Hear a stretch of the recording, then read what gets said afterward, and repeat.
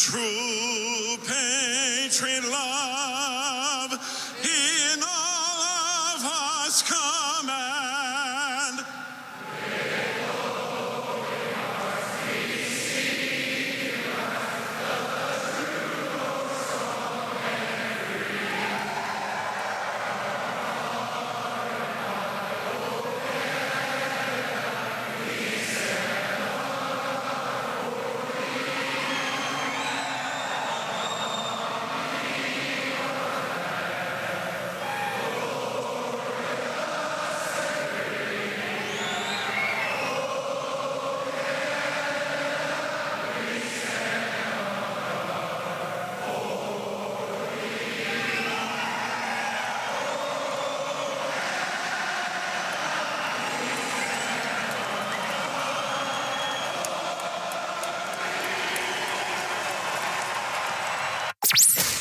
Tonight's exclusive NHL broadcast. There he shoots and scores! Now it's Draisaitl off to Connor McDavid. Centers Kane for the hat trick. He scores! All the action called by the voices who know the game inside and out. This crowd explodes! Bob Stauffer and Jack Michaels on the Oilers Radio Network.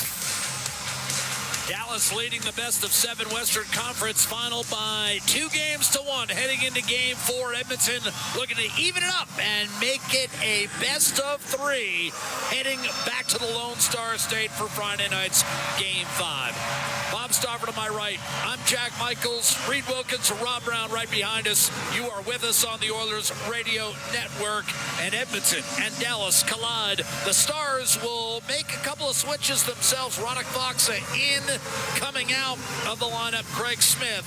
And their blue line looks a little bit different. Heiskanen's going to play with Lindell tonight, and Harley will slide down to play with Tanev. Opening faceoff, Seguin, Draisaitl, and we're underway in Game 4. Stars in the white and Kelly green with black pants. The Oilers in the blue, orange, and white. And the Stars are guilty of an icing right off the hop. 7 seconds into this first period. Again, your starting lineup is brought to you by our friends at Coventry Homes. And Coventry is one of those places where you get the customizable designs, you get the flexibility. It's all within reach at Coventry Homes. And not only does Ryan McLeod and Corey Perry enter, but Philip Broberg making his playoff debut this season. He played 9 playoff games last year, and his playoff debut came in a must-win Game 6 in L.A. 2 years ago. Draisaitl waved out of the circle. No surprise, Bob. So McLeod will take this draw to the right of Jake Ottinger after the Dallas icing call. Seguin against McLeod, and McLeod cleans him up in the face-off circle. Ryan McLeod coming off his first healthy scratch of the season. A clear and out by Jason Robertson, whose hat trick was pivotal, obviously, including the game-winning goal in Game 3 on Monday night. And the Oilers coming back over the line left to right were whistled for an offside. We'll have a face-off right in front of the Dallas bench, patrolled by Peter DeBoer, making his 7th appearance in a conference final, and he's been there with New Jersey and San Jose and Vegas, and now back-to-back years with Dallas. Draisaitl against Seguin, wins the face-off in the neutral zone.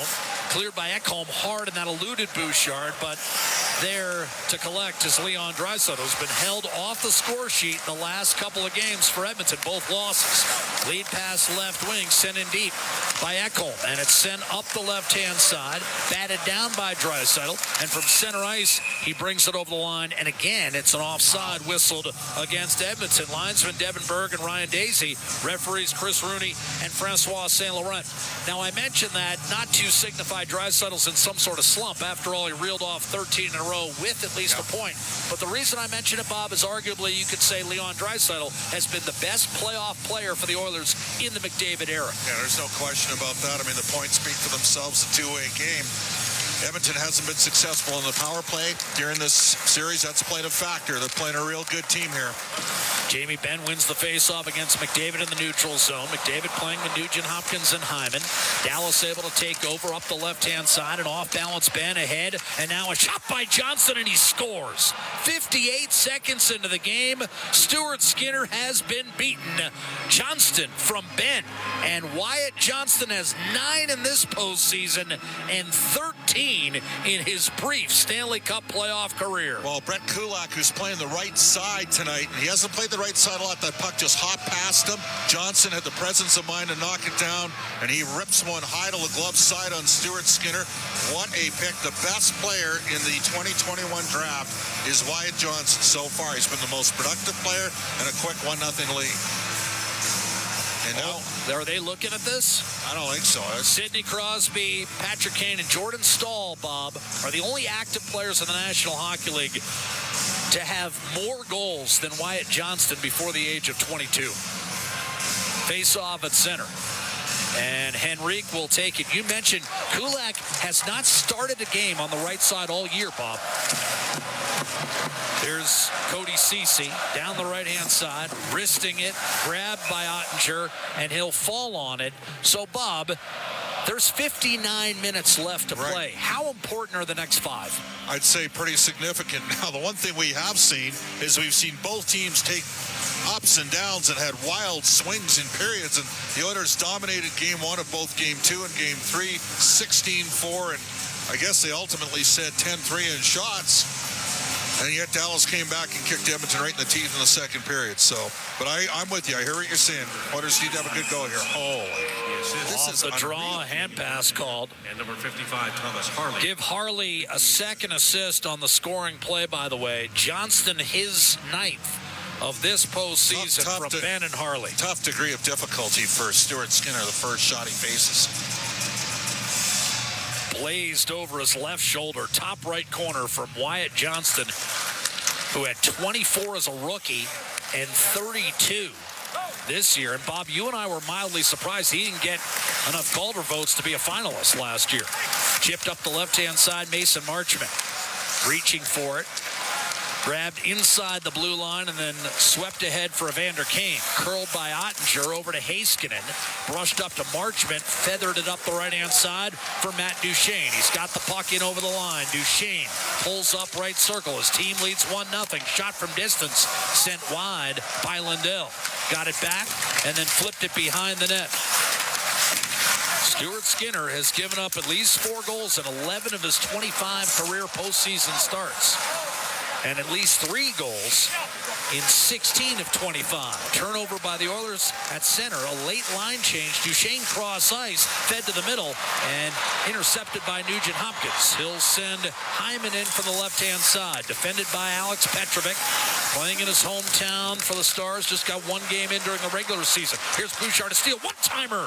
And no, whiffing on it. Nugent Hopkins. That pass a little bit to the inside. He then fired a pass McDavid. And his shot may have been tipped high and over the plexi and out of play with 2.5 gone by in the first period. But the Oilers snapped it around fairly well on that shift as they look to bounce back from that stunning early goal here in Game 4 of this West Final. Well, I know when Canada picked that 2014 team, one of the emphasis from the management team was to ensure that they had lefty-righty combinations, and Kulak playing the right side, and he's back out there. This is his second shift. Now, we saw how he responded after the giveaway that he had down in Dallas. He's playing the right side with Darnell Nurse on the left, and then Broberg on his strong side with Cody Ceci. And obviously, Bob, you can make the argument, well, it's not really an argument, it's a fact, that Broberg has more experience playing on his offside than Kulak. Down the right wing, here's Connor Brown.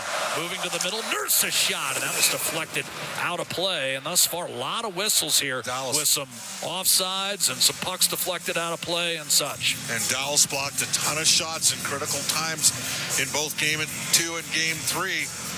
And they were ultimately 1 bounce better than the Oilers in both games. Oilers have made a habit of turning in strong first periods. The last 2 games, they've outshot the Stars 26-7 and outscored them 3-1. But they're both losses, and that's because they've been outshot 40-32 the rest of the way, combined both games, and outscored 7-1. off the draw. A shot by Kulak does not make it through. Hacking at it is Jamie Benn, and now you've got Harley to Ben. And a soft touch played by Wyatt Johnston up to Stankoven. He tried to get it ahead for Johnston, crowding Kulak and freeing it up for Jamie Benn. Stankoven gave it to Ben. Left wing, a blast by Heiskanen sailed high blocker and kicked off the glass to Leon Draisaitl. Up through center, Ryan McLeod. Drop pass overrunning at Draisaitl. Battling for puck possession, a clear by Johnson, sent across to Evan Bouchard, and he'll send a twisting, wobbling puck into the corner.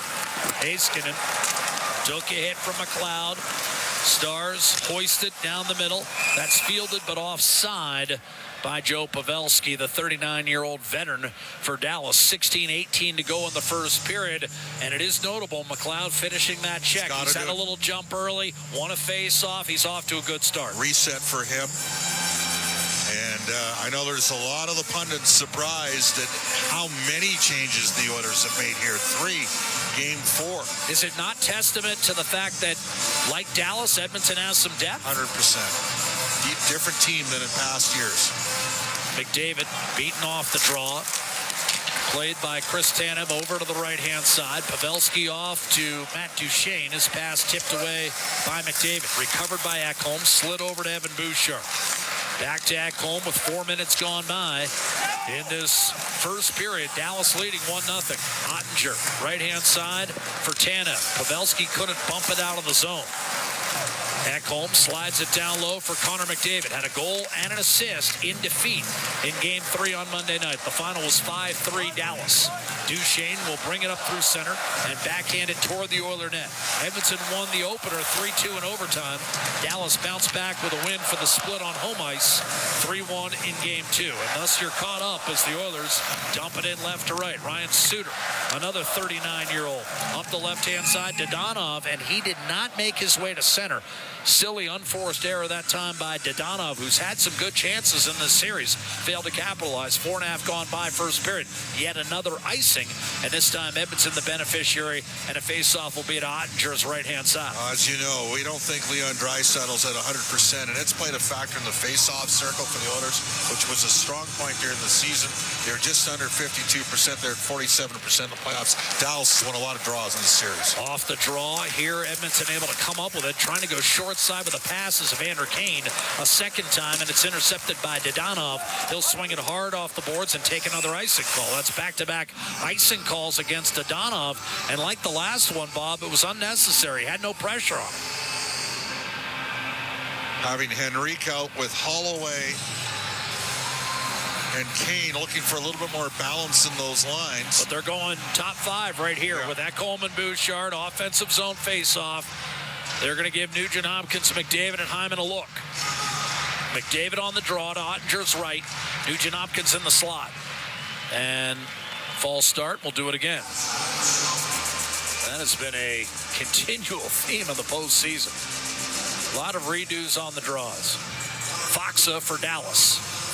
And he won the face-off. Ryan Suter back behind his own net. Dallas has depth too. Foxa returning. He had the game winner in Game 7 against Vegas. Remember, the Stars were down 2-0 in that series in the first round.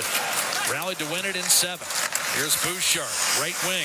McDavid cuts right circle, drop past Nugent Hopkins, and he couldn't pull the trigger. Stars lead pass, breakaway. Rope Hintz shoots, and that went over the net. And Bob, Edmonton needed that kind of miss. A backhander by Robertson and a save by Skinner. That would have been 2 goals on 2 shots. Here's Hintz, wrist shot point blank, and a save made by goaltender Stuart Skinner. And that's a big sequence for Edmonton. 2 clean looks for Dallas. 1 missed the net, and 1 Skinner makes a quality save on. Well, Matthias Ekholm blew a wheel in the neutral ice, and Rope Hintz can fly, and he was off to the races. We assumed that it was an upper body injury of Hintz, and he got time and space, and he was gone. And fortuitously for the Oilers, Missed the net. He missed the net. 3 30-goal seasons in a row. So that was exactly, if you're Dallas, who you want to be coming in one-on-one on Stuart Skinner, who suffered his first back-to-back losses since February with the losses in games 2 and 3. A shot by Lindell redirected home, and Dallas takes a 2-0 lead. Lindell right off the draw. There's the play off the face-off, Bob. You've talked about it off the postseason, and that one might have caromed off of Nurse instead of Stankoven. He's pointing Lindell's way. Time of the goal, 5:29. It's unreal right now for the Oilers. I mean, Darnell Nurse has had the worst luck possible here. This time the puck just ricochets. Not sure if Stankoven got it. We're going to have to take... I don't think he did. It went off Nurse, I believe. It's going wide of the goal. It was going wide of the goal. That's how it's going right now. Got to dig in here if you're Edmonton. Lindell, an empty netter to seal game 4. Stankoven pointed at Lindell as if your goal. Oilers don't They're going to announce Stankoven, but I'm going to say Lindell.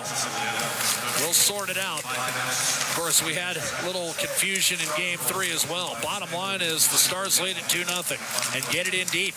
Jamie Benn to Wyatt Johnston. Dallas with a 2-0 lead. Now remember, Edmonton led 2-0 after one period in game 3, and it didn't hold up. So well, problem is right now, Jeff, we played 6 minutes. The Oilers don't have a shot on goal.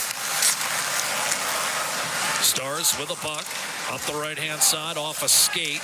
That won't be icing. Skinner comes out carefully, leaves it for Evan Bouchard. He's on the ice with Cody Ceci right now, a couple of righties. Ceci's going to come off. McLeod jams it in deep. Checked by Suter down low. Draisaitl's pass intercepted by Marchment. Lead pass Pavelski right wing, and he misfired on a bid for Matt Duchene. Broken up at the Dallas line. Perry will kick it back to Matthias Ekholm. Stars have outshot the Oilers 4-0 and lead the game 2-0. 13:22 to go. McLeod in over the line. Early first period. Ekholm. A shot tipped away by Dodonov. Rebound Marchment. Won a battle. And here come the Stars. 2-on-2 right to left. Duchene conservatively serves it up on the wall for Dodonov. And Dallas is going to change. Draisaitl will direct a pass over to Ekholm. Lead pass right wing for Zach Hyman. Hyman tried to sneak his way through Lindell, but in a disjointed start right now for Edmonton. Hyman's pass deflected away. Fox ahead for Sam Steele. Playing near his hometown of Sherwood Park, about 20 minutes from Rogers Place, and that shot deflects out of play with 12:41 to go before a stunned capacity crowd at Rogers Place that have seen the Dallas Stars, fresh off a victory in Game 3 on Monday night, take control of this one early. It's 2-0 for the visiting Stars, looking to take command of this best-of-7 West Final. They lead the series 2-1. They lead Game 4 2-0. We'll be right back with more Ford Dealers NHL Hockey, the Oilers Radio Network. International Union of Operating Engineers, Local 955, is one of Alberta's largest and most diverse union locals in the province. Members work in everything from construction and maintenance to pipelines, renewables, healthcare, education, municipalities, and more. They are a big part of Alberta's past and will be a big part of Alberta's future. Apprenticeship, jobs, pension. That's IUOE Local 955. Visit joinustoday.ca to learn more, and let's go Oilers. From the biggest stadiums to the coziest holes in the wall. From house parties to porch hangs to pride celebrations. From your favorite fuzz shop to your local Indian spot. From noodle bars to sports bars to salsa bars. There's a Molson with your name on it. Canadian Ultra XL. Molson. Everyone in. Must be legal drinking age. Chemco is building industry across Canada, and now they're on the lookout for civil and electrical project managers, estimators, and superintendents to join their dedicated team. Why Chemco? Because Chemco cares. They put people first, offering top-tier compensation packages and an unwavering commitment to safety. At Chemco, safety isn't just a priority. It's everybody's business. Ready to be part of a team that truly values you? Visit chemco.com/careers today. Listen on air, online, and on the Radio Player Canada app. This is the Oilers Radio Network. Face off to Stuart Skinner's left-hand side. Dallas 2, Edmonton no score here in Game 4. As the Stars look to take command of this series. A chance in front, a backhander, a lunging stop made by Stuart Skinner. Good chance for Tyler Seguin, who's had all kinds of chances in this series. Now the other way, Bouchard, and he somehow missed Connor McDavid. That pass eluded the Edmonton captain. Robertson is able to knife it out of there back to center. What a chance at the other end, Bob. Could have been 3-0, and Seguin denied by Skinner. Up the right-hand side, a hard hit on McDavid. He'll go nowhere against Essa Lindell. Flipped out by Heiskanen to center. McDavid not with much speed. Stankoven pried it loose for a moment. Nugent-Hopkins kicked it back to Ekholm. He'll look for some room down the middle. Pulls up inside the blue line. The Stars back off, and here's a chance. Zach Hyman hard to the net. A shot and a save made. Ottinger tested for the first time tonight. That's Edmonton's first shot. And it comes more than 8 minutes into the hockey game. Stars Heiskanen waves it in. Stankoven in on the forecheck. Connor Brown over to Philip Broberg. Broberg has played 81 regular season games and 10 more in the playoffs for the Oilers. He played game 82. Derek Ryan stepped up. And now it's Matthias Janmark. Fourth line has had a good series for Edmonton. Ryan and Janmark trade the puck down low. What a spark it would be if the Oilers could get something depth-wise. Cleared through CC, and the Stars forced Broberg back into his own end. Broberg located Ryan up the middle, pass deflected. Ottinger carefully clears up the right-hand side. That was not a rotten decision, rather a good one by Ottinger. Jamie Benn able to muscle a clear up to Wyatt Johnston. Soft chip, and that's going to be fielded by Darnell Nurse back in his own zone. A second goal appeared to ricochet off Nurse and behind Skinner. And that's where we stand, 2-0. An errant pass will lead to an icing call against Edmonton with 10:36 to go in the first period. And thus far, Zach Hyman, the only shot on goal against Jake Ottinger. And Bob, he's a darn good goalie. He's 12-1 in his last 13 starts on the road. But you got to do better than one shot in 9.5 minutes. 100%. The Oilers with a little bit of a disjointed start here. Doesn't help you give up a goal in the first shot of the game, which was a 2-on-1. Got to dig in, and then an unlucky bounce on the second one, but they've missed a couple opportunities too, Jack. Stars with the Oilers forcing back to center off the draw. Edmonton left to right. Nurse sends it deep into the zone. Taking a big hit, sent down Chris Tanev. Kulak unable to hold the line. Pressure from Marchment, and now slithering through is Matt Duchene. He'll be cut off by Nurse. Leaves it for Kulak on his backhand. Chipped it not far enough for Holloway. Held in by Joe Pavelski, who has just one goal in this postseason. Holloway up the right-hand side. Kane able to negate, but stripped, and Marchment the other way for Dallas. Weak shot, top of the left circle. Easy save made by Skinner. Marchment on his own rebound will give it up. Sent out to Heiskanen up top. Lindell left circle fires, and that deflects wide of Skinner short side. Hacking at it, Heiskanen cannot hold the zone. Leon Draisaitl will chip in charge with 9.5 to play in the first period. Dallas has taken a 2-0 lead in game 4. A soft toss up the right-hand side. Dodonov streaking onto the ice will negate icing. He'll pull up in the corner, curl it back door, and he just missed Sam Steele. That pass careened off the corner board. Steele able to keep it alive momentarily, but then Corey Perry was able to nudge it ahead for Ryan McLeod. Now Draisaitl. Edmonton has something here. McLeod from the goal line trying to go back door. Draisaitl double team. Perry steps up, gives it up for Leon Draisaitl. Now Perry spinning behind the Dallas net. Perry, of course, played for the Dallas team that went to the Stanley Cup Final. Here he fires, and that was deflected behind Ottinger off the glass. Taken away from Draisaitl by Foxa, and the Stars manage a clear to center ice. Bouchard up the gut, looking for Draisaitl. He'll shovel it down deep. Edmonton needs a change with 8:40 to go in the first period. Not a bad shift for Edmonton. Perhaps something to build on. Robertson will backhand it in deep. Broberg up the right-hand side. Cody Ceci can't get there. Here's Tyler Seguin. Sharp angle, tried to stuff it in front. Deflected, and that'll feed Edmonton's transition game. Nugent-Hopkins will dump it in. He's with Zach Hyman and Connor McDavid lurking in the slot, but Dallas able to bust out. Heiskanen Angles a pass up the right-hand side. Good play.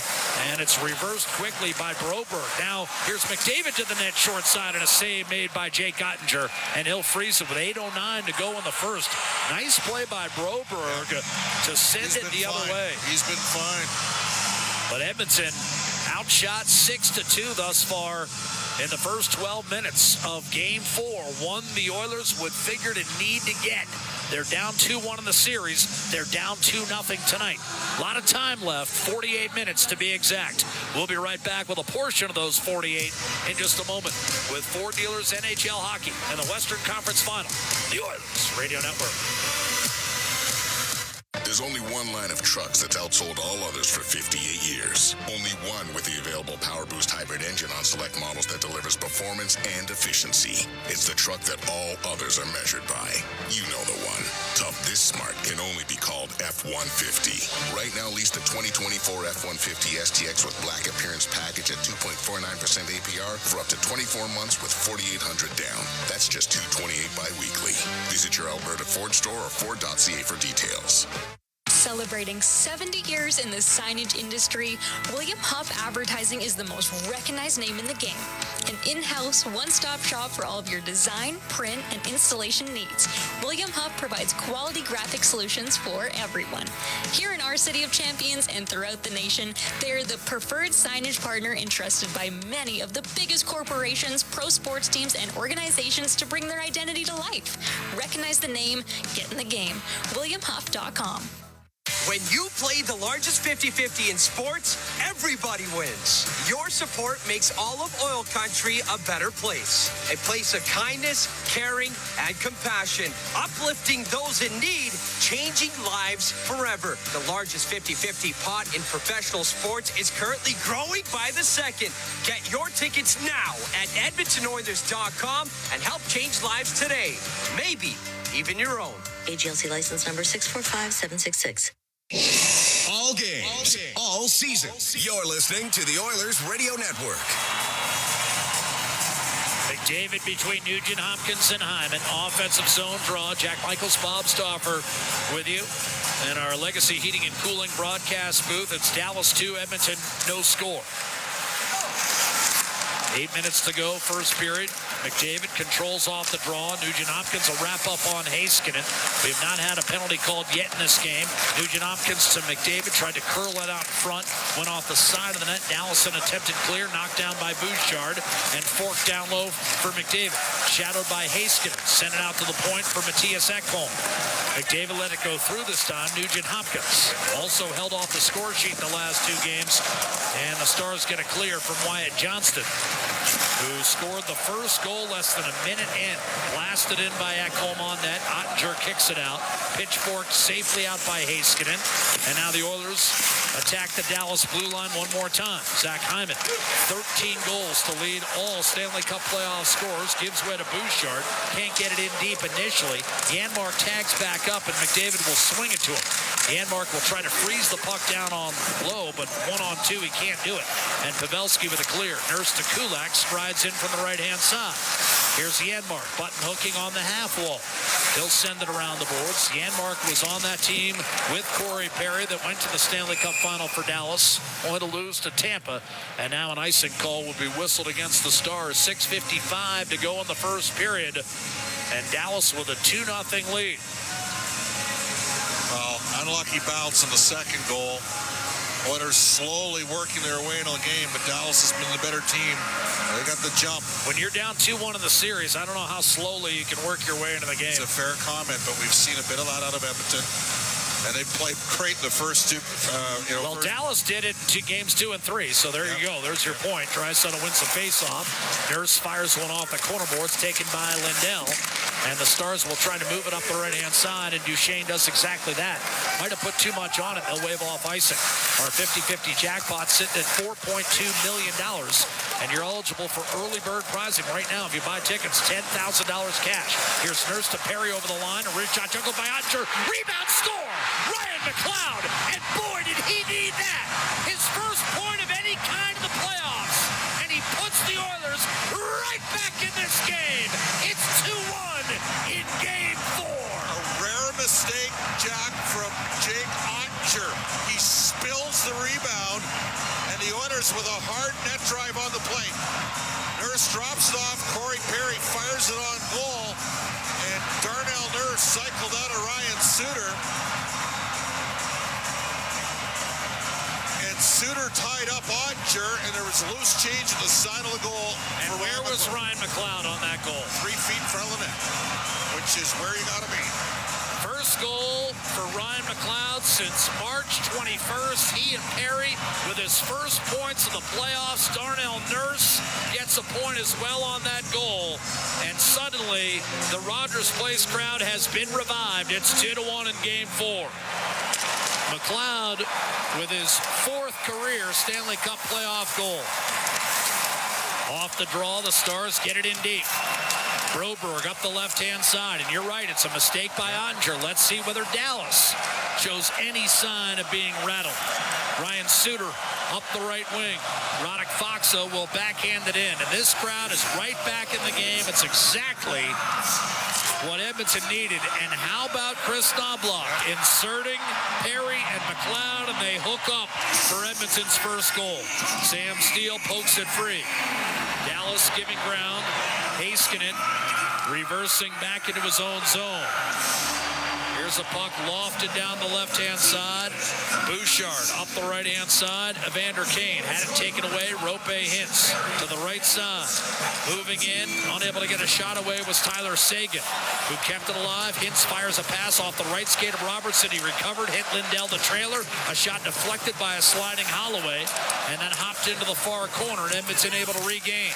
5:20 remaining in this first period, but now this sellout crowd is in an uproar. McLeod hits Draisaitl down the seam. Wrist shot denied. Ottinger shows what he's made of with a sterling glove save. 5:13 to go in the first period, but no question about it, the Oilers are back in the game, and so is Edmonton, the city. Dallas 2, Oilers 1. We're back with more live play-by-play from a frenetic Rogers Place. This is the Stanley Cup playoffs. The Oilers Radio Network. From your home to the ice rink, ATCO Energy is there. As the official energy provider of Rogers Place, we're also proud partners of the Edmonton Oilers. ATCO Energy, powering your place. Customers are free to purchase natural gas services or electricity services from a retailer of their choice. For a list of retailers, visit ucahelps.alberta.ca or call 310-4822. Even though your 20s are behind you, you still get to have firsts. Like the first time your knee hurts after a morning run. Or the first time you felt certain muscles after a workout. Whatever your pain, Advil Liquid Gels are here for these firsts. Advil Liquid Gels provide liquid fast relief for everyday aches and pains, so you can get back to your everyday active life where firsts still happen. When pain says you can't, Advil says you can. Ready to score big on your outdoor space? It's game time with Park Landscaping. Transform your backyard into a winning arena with Park Landscaping's expert team. From design to maintenance of lush lawns and state-of-the-art synthetic turf to inviting pools and captivating water features, Park Landscaping will make your outdoor space the MVP. Don't sit on the sidelines. Get in the game with Park Landscaping. Call 780-486-2744 today or email info@parklandscaping.ca. You're listening to Oilers Hockey on 630 CHED and on the Radio Player Canada app. Face-off coming right side of Jake Ottinger and the Dallas Pipes. 2-1 our score. Stars lead Game 4 this Western Conference Final. They lead the series 2-1. They lead this game 2-1. Ryan McLeod putting the Oilers on the board, and a shot off the draw taken by Darnell Nurse is on net. Ottinger makes the save. Robertson guides it ahead. Seguin to Hintz, and his shot deflected into the far corner. That's grabbed by Corey Perry. Up the left-hand side, Draisaitl down the middle. McLeod, a shot, save made by Ottinger. McLeod tried to go back to that far post. Ottinger had kind of lost his net a bit, and Dallas able to clear successfully by Lindell. This line has 4 of Edmonton's 7 shots in the game. It's working. They might not have played together this year, Jack, but they look okay so far. They look like, well, McLeod looks like he's been in the league as long as Corey Perry tonight. Here's a shot off the draw, redirected behind McDavid, and that was wired up over top of the net by Zach Hyman, held in by Ekholm down low, and the Oilers continue to smoke after that goal by Ryan McLeod seemingly revived everyone in the building. Bouchard wound it around the boards, took a weird hop off the stanchion and reversed to Thomas Harley. That might have caught the official, yeah. Harley up the left-hand side. Wyatt Johnson lost the handle. Ekholm will serve it up the left-hand side, and now you've got McDavid in over the line left to right, tried to go back door, and that wasn't there. Broken up by Stankoven and cleared by Johnston. Bouncing puck out of the reach of a desperate lunge from Mason Marchment, and the Oilers are able to power their way through the middle. Here's Nugent-Hopkins off a check. McDavid's free. A shot denied. Rebound, score! And this game is tied. Evan Bouchard sliding back door. Pumps it into the back of the net. And Edmonton is tied. Game 4, 2-2. No lead is safe in this series, Jack. Used to be you got up 2-0 on the team, the dead puck era, and it was over. And that time the Oilers, Ryan Nugent-Hopkins kept the play alive. Quick little interior pass. McDavid shot pass. Just put it right on the net. And it deflected, kicked out right to Evan Bouchard, who activated it, had a yawning cage. 2 goals in less than 3 minutes have turned Game 4 on a dime.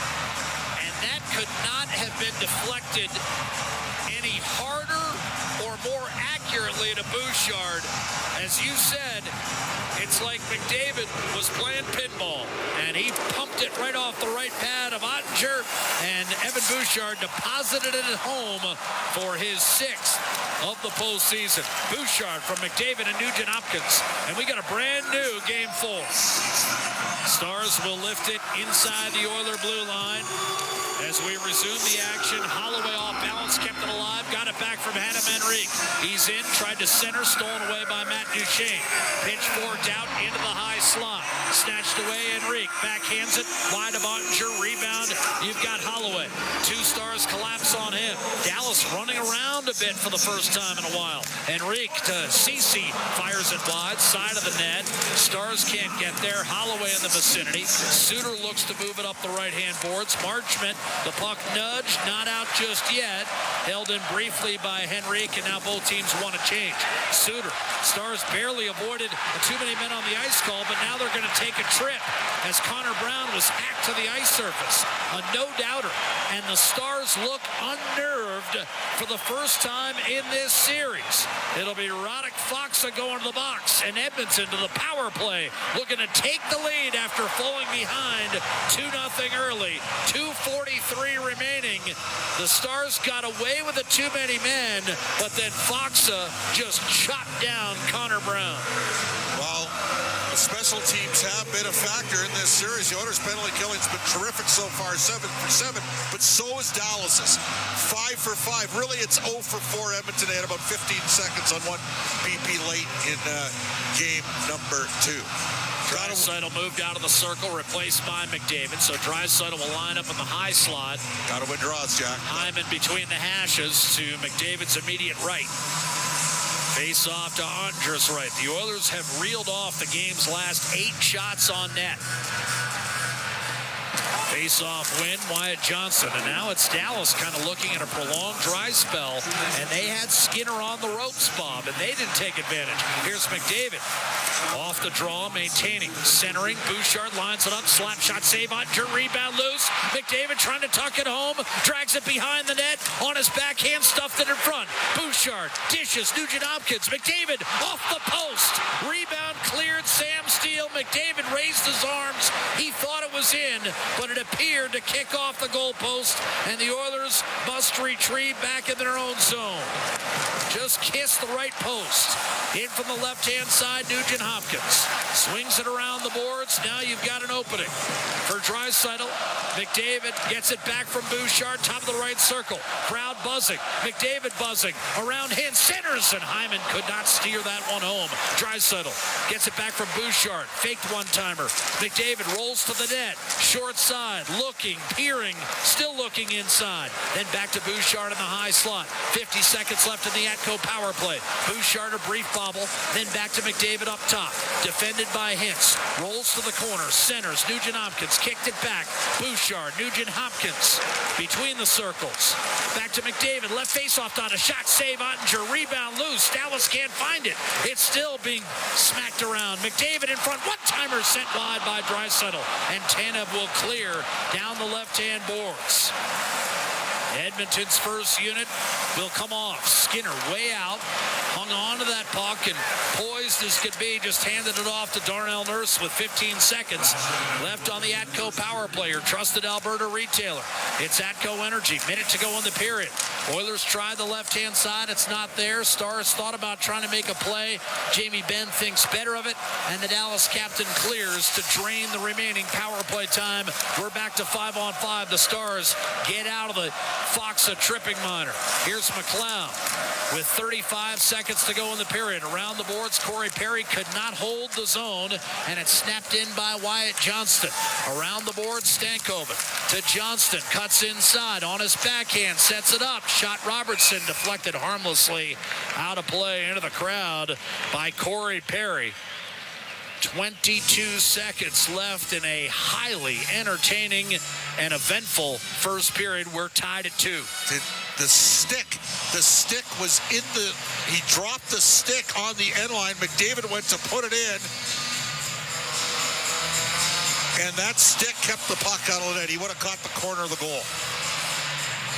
And McDavid wasn't sure whether Ottinger threw the stick, so he wasn't motioning thinking it went in. Right. He was motioning thinking, did Ottinger throw the stick? But he had already dropped it. Got to win the draw here and kill the final 22 seconds. Can't give them a scoring opportunity late in the period here. Face-off win for Adam Henrique. Bouchard will play it up the right-hand side. Did not get it out. Robertson left circle for the Stars. Could not manage a shot on net. Holloway skates away from traffic. He'll elude Tyler Seguin. Use the net as a screen. Carry the puck up to center with 6 seconds to go in the period. Wow. And though he turns it over, it doesn't matter. No Robertson to Seguin. Here's a chance for Hintz at the horn. Had it blocked by Ekholm, and Seguin probably made one extra pass there that he didn't need to, and that cost the Stars a potential 2-on-1.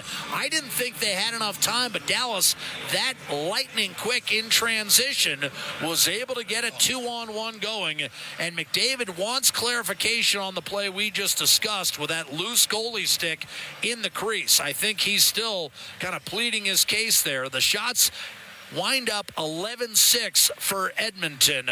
Let's go down to the man who opened the scoring for the Oilers. Ryan McLeod's with our Brendan Escott. Well, and Ryan wasn't even in the lineup to do so last time around, so just take me inside your mind and what it was like to contribute in that fashion in the opening frame of this one.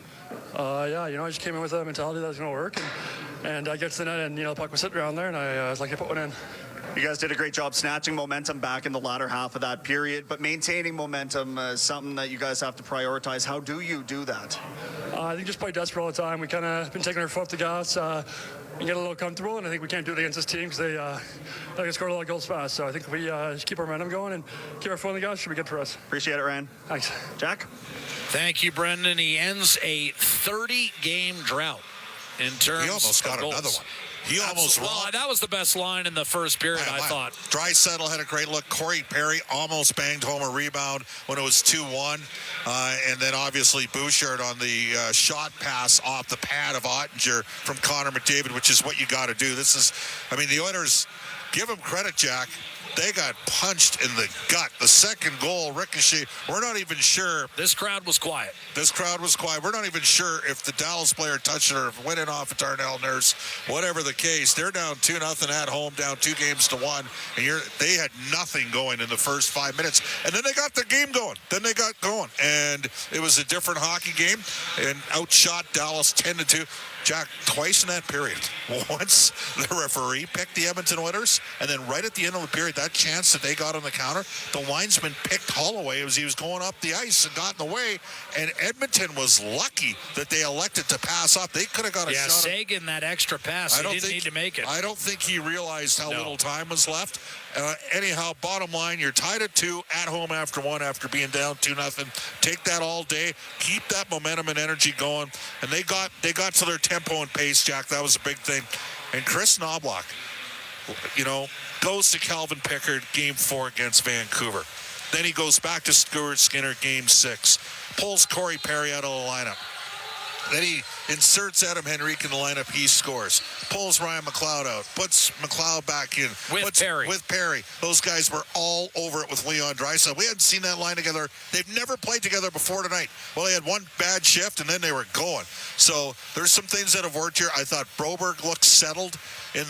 He made quick, decisive actions when he was under duress with the puck up the ice. I also thought it was important for Darnell Nurse to be involved in something positive. He contributed to that goal as well by McLeod. He's had a tough playoff, and he was involved, and they got going there. And for the first time, Dallas looked a little askew. And Dallas is a good team, but the Oilers got some tempo and pace, and they got to build on that in period number 2. Game tied at 2. It's a pivotal game 4, and something's got to give. Edmonton has won the last 4 game 4s it's played over the last 2 postseasons. Dallas has won 5 consecutive game 4s. I don't know whether those numbers mean a whole lot. All I know is that one team will see that victory streak broken. And you talk about a pivotal swing. 3 games to 1 as compared to 2-2 and a best of 3.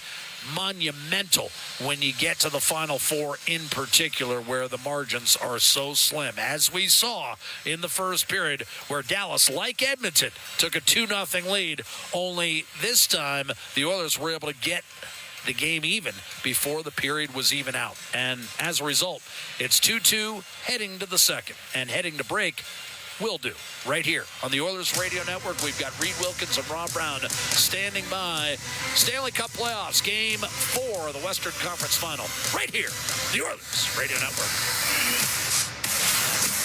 Legacy Heating and Cooling jingle auditions, take 1 for Ryan Nugent-Hopkins and Zach Hyman. Are you ready, guys? We were born ready. Heck yes, Nuge. Drop the beat. Call Legacy. Call Legacy. We freaking killed it, Nuge. That's what I'm talking about, Zachary Martin Hyman. Nice guys. We're going to sell a lot of air conditioners. Hey, doesn't Legacy offer no payments and no interest for a year on those? Yeah, well, thanks for the assist on the copy points there, Nuge. It's just what I do. Legacy Heating and Cooling. Stay connected with your community and enjoy the latest updates and exclusive access to concerts and events by becoming a 630 CHED Insider. Don't miss out on a single moment. Sign up now at 630ched.com and click on CHED Insider Newsletter to become a vital part of Edmonton's premier news and talk community. 630 CHED, Edmonton's news, today's talk. Where Edmonton stays informed and entertained. Today and every day. At the intermission, brought to you by End of the Row Flooring Centers. Let's get flooring. Here's Nurse to Perry over the line. A rich shot tackled by Usher. Rebound score. Ryan McLeod. And boy, did he need that. His first point of any kind in the playoffs. And he puts the Oilers right back in this game. It's 2-1 in game 4. And Bouchard would score less than 3 minutes later. It's 2-2 after the first period of game 4. That was your look into the highlight zone for Century Casinos. All in, all games, all season. Century Casinos, 3 great locations. Edmonton, St. Albert, and next to the Edmonton International Airport. Welcome to the winner's zone. Rob Brown, some classic playoff punch and counter punch in that first period. Dallas scored on 2 of their first 4 shots. They led 2-0, 5:29 into the game. It took the Oilers about 8.5 minutes to get a shot on goal. Credit to the Oilers, though. They turned the tables. Well, the first 5-6 minutes, Dallas had some chances, yes, and they scored a couple goals. I mean, they scored one on a bad pinch, and then they scored one that was very lucky. Darnell Nurse did what he was supposed to do. He kept his man way away from the net, gave the goaltender Skinner eyes to be able to see it, and the puck that's going 4 feet wide hits Nurse and goes in the net. Just bad luck for the Oilers, but it wasn't, though they were under complete duress. Then the Oilers started pushing and started getting their opportunities and capitalized. Both teams, I think, gave up some grade A looks. There were A couple 2-on-1s going both ways. He was very fortunate at the end of the period that the Stars ran out of time. It was probably a little looser defensively, and probably because the Oilers fell behind, they had to open it up, and that meant Dallas followed suit. But it was two good teams that are capable of turning mistakes into goal-scoring chances very quickly, and the entertainment value continues to impress here in this game 4 of a series that allows the winner to go to the Stanley Cup Finals. Yeah, and the Oilers wind up out shooting the Stars in the first period again, though it didn't look like it was going to go that way. 12-6, and both Oilers goals on rebounds, Rob. Maybe the first minor gaffe by Ottinger in this series when he didn't control the rebound and didn't find it.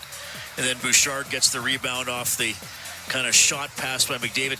I mean, look, to me, and I know this goes for a lot of goalies, but I think especially a player of Ottinger's caliber, you're not going to beat him clean. You got to look for a rebound and get to that net. Yeah, Ottinger, the first one, I think the Perry shot surprised him a bit, and he blocked it. And he was still in a good spot. He was about to cover the puck, but Darnell Nurse, and I can't remember, the Dallas Star defender got tied up. And they got tied up, and they took, as Ottinger's about to put his hand on the puck, they took Ottinger out of the play. It was a good play by Nurse driving the net. He took the defenseman with him. I believe Tanev was on top of the back of Ottinger. The other player knocked Ottinger backwards, and the puck just laid there wide open for McLeod to come in, who took his time and made sure the puck went in the net. So it was a great drive-by Darnell Nurse that created chaos in front of the net, and Ryan McLeod went where he's supposed to go. Hung out in the blue paint, and a very important goal at that point for the Edmonton Oilers. And Ottinger sometimes makes saves when he's not even holding his stick. So he lost his stick. McDavid knifes the puck from the side of the net on the power play. Looked like it was going to go in the far post. Ottinger's stick was there. And, I mean, that's like a 1 in a million, Rob, because it could have hit the stick and still kept going. I know I had a buddy text me and say, could they not award a goal because it's the goalie's stick? And I checked. There's no way they could have a thrown stick, or you can't pull the goalie and leave a stick or a piece of equipment across the goal line. No, he dropped his stick. Just incredibly bad luck. Yeah, bad luck for the Oilers and Connor McDavid. And that puck could have hit and gone in. It could have hit and stayed. It could have hit and done a lot of things. And fortunately, on the Dallas Stars side of it, hit and moved out of the way. We're watching a replay of the McLeod one. It was Nurse went through and he was tangled up with Ryan Suter. And Suter took out his own goalie, Ottinger, and all of a sudden there's a wide open net for McLeod to score. And I agree, Bob and Jack talked at the end of the period. That was the line that we were surprised by. That was the best line of the period. They had a number of good chances. Ottinger made a fantastic save on Leon Draisaitl. Draisaitl picked up speed, got it in the neutral zone from McLeod, and he went one way, threw the puck back the other way. Ottinger made a good save. Again, this is 20 minutes down of a game that we figured was going to be a one-goal game. The one thing that we have seen is the Dallas Stars have a game plan. They are flipping pucks up, and they are putting players behind the Oilers defensemen. The Stars probably a little unfortunate. They didn't get a couple more odd man breaks. They just missed a couple breakaways where the puck just went past their players. So it was a period where the Stars have a game plan, and the Oilers eventually figured it out a bit and caught the Dallas Stars in the neutral zone, and the Oilers through the neutral zone picked up some speed, and they got a few great chances through the speed today. And just really quickly, Rob, I mean, that first goal, McLeod from Perry and Nurse, two guys who didn't have a point, and Nurse who's been under fire. And look, I stand by what I've said, that Nurse needs to play better. But if he didn't have bad luck, he wouldn't have. I mean, the first goal, he takes a minus. He's flat-footed on a 2-on-1 after Kulak misses the puck on the boards. And then the second one, box your guy out. Well, he's got his guy boxed out 15 feet to the left of the net. Well, there's and it goes in off his butt. 4 minuses that I just have off the top of my head. 2 tonight where he did the right job on both. The goal last game where he forced Robertson on a 2-on-1 to go behind the net. That was a great play by Nurse. And then the Zadorov one in the Vancouver series that scored from the point where Nurse pushed him wide and deep. So there's 4 minuses he got that where he did the right thing on all 4. He has not played as good as he needs to play. He knows that. He can be better. But I texted our buddy Struds during the first period that Nurse is having an Ian Cole type of series. Ian Cole in that Vancouver series is a better player than we saw, but everything he touched went wrong. And that's what we've seen so far with Nurse here in this series. Hopefully that goal that he helped set up by Ryan McLeod gets him going in the right direction. Early bird draws after the game tonight. The 50-50 draws after the game tonight. Early bird at 8 for $10,000, $830 for a Ford Maverick. 2-2 after 1. Ford Dealers NHL Hockey on the Oilers Radio Network. Look, I know this is radio, so it's hard to show you how much is on sale during the Big One clearance event at End of the Row Flooring Centers, but it's a lot. Like this flooring, or this one, and all these. Yep, all at clearance pricing for a limited time. Now, you don't need to just imagine what it would look like, though. You can use our visualizer at endoftheroll.com to upload a picture of your room to see the flooring in your actual home. Try it. Find something you love, then get a great deal on it at the Big One clearance event on now at End of the Roll Flooring Centers. Let's get flooring. Athletes know that to advance your career, you've got to be part of a winning team. So, what about you? Are you working for a winning team? Well, here's your chance to do just that. Brandt is a strong and stable industry leader with career opportunities across Canada. We have hundreds of positions available right now, from parts, sales, positioning technology, heavy-duty mechanics, and more. Be a part of a winning team. Earn your stripes by joining Brandt today. Find out more at BrandtJobs.com. Hey parents, do you work in downtown Edmonton? Childcare is hard to find, but at Kepler Academy, inside Sun Life Place, we still have some space for children 12 months to 6 years old. Located at 101 23 Hull Street, Kepler Academy Sun Life Place is an award-winning early learning and childcare provider, voted Edmonton's top choice for 4 years in a row. Visit KeplerAcademy.ca. Mention this ad and your registration fees will be waived. This is Global News. First intermission, I'm Randy Kilburn. The age of that boy killed in that hit and run from early this morning that 6:30 Ched's been telling you about might surprise you.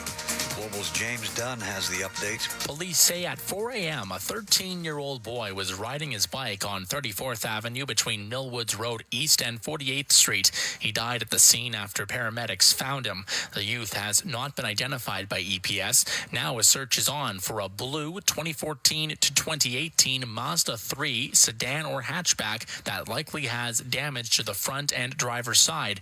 Anyone with dashcam footage or potential witnesses is asked to get a hold of EPS.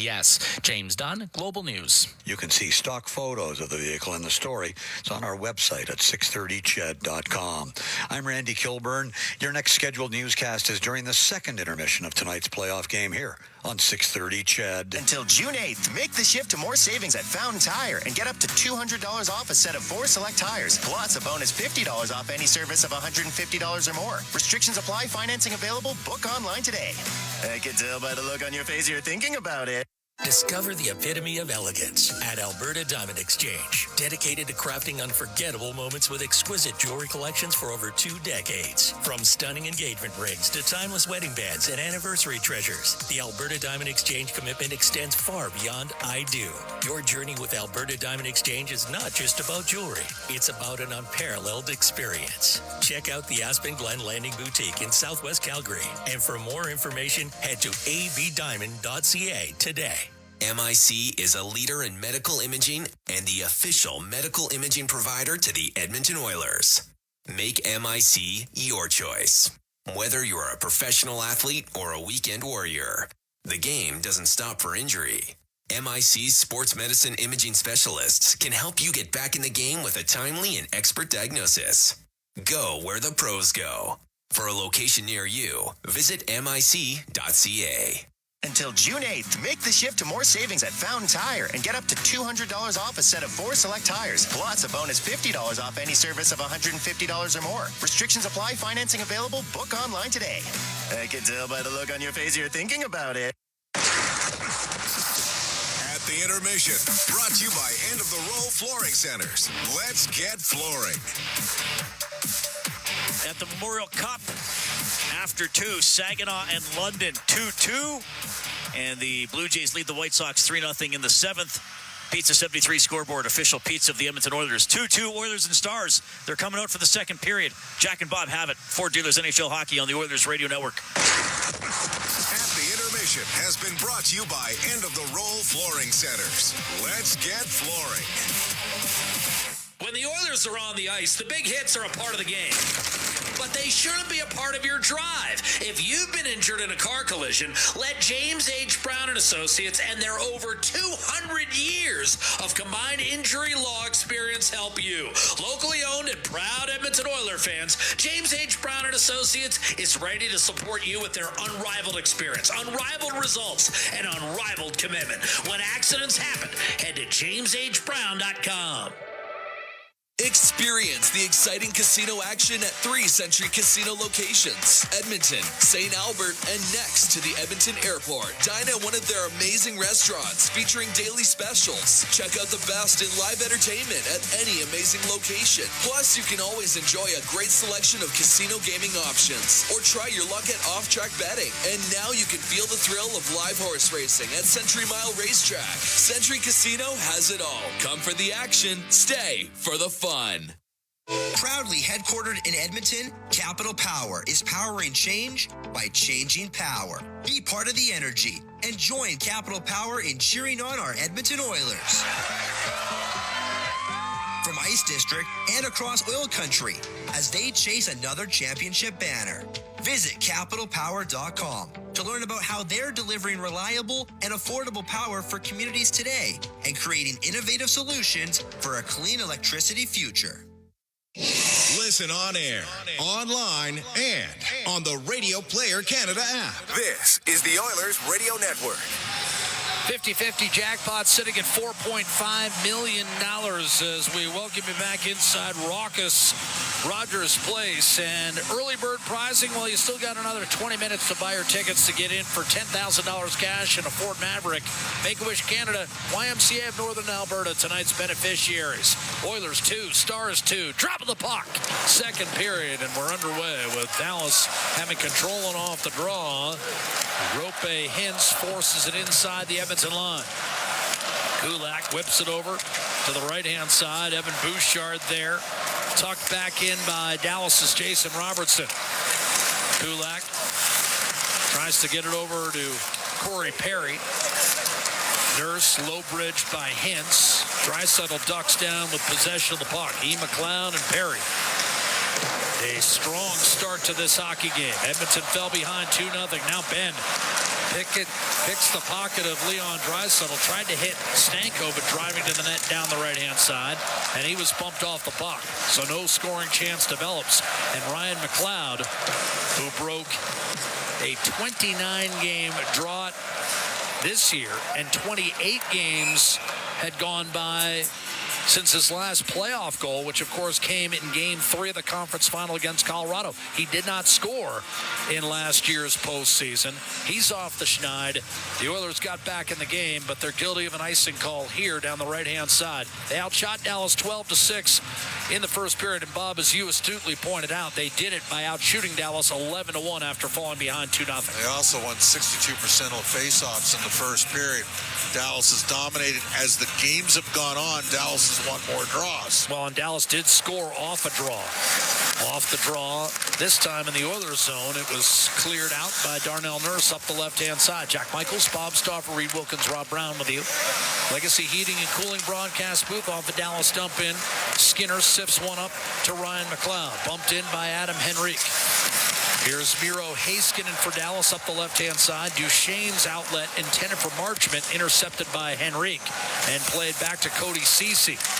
Paired with Philip Broberg tonight, Ceci in close quarters locates Evander Kane, and the puck sent up the left-hand side. Broberg will skate into it, well defended by Heiskanen, who then got tripped up and lost the puck.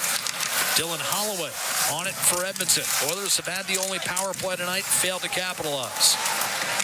Here's Broberg, and by a razor-thin margin as McDavid put one off a loose goalie stick in the crease. If that doesn't hit the stick, Edmonton leads after the first period. Here's Essa Lindell for the Stars, tried the left-hand side. Marchment got drilled by Cody Ceci, and what do we have away from the play? A whistle.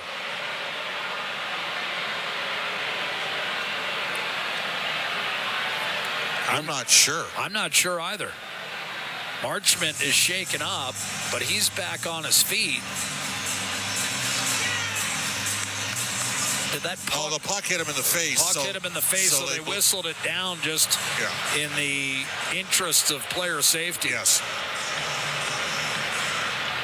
That's what it was. And they made that change about 6-7 years ago. Jack. Now, meanwhile, off underneath, Marchman is going for repairs.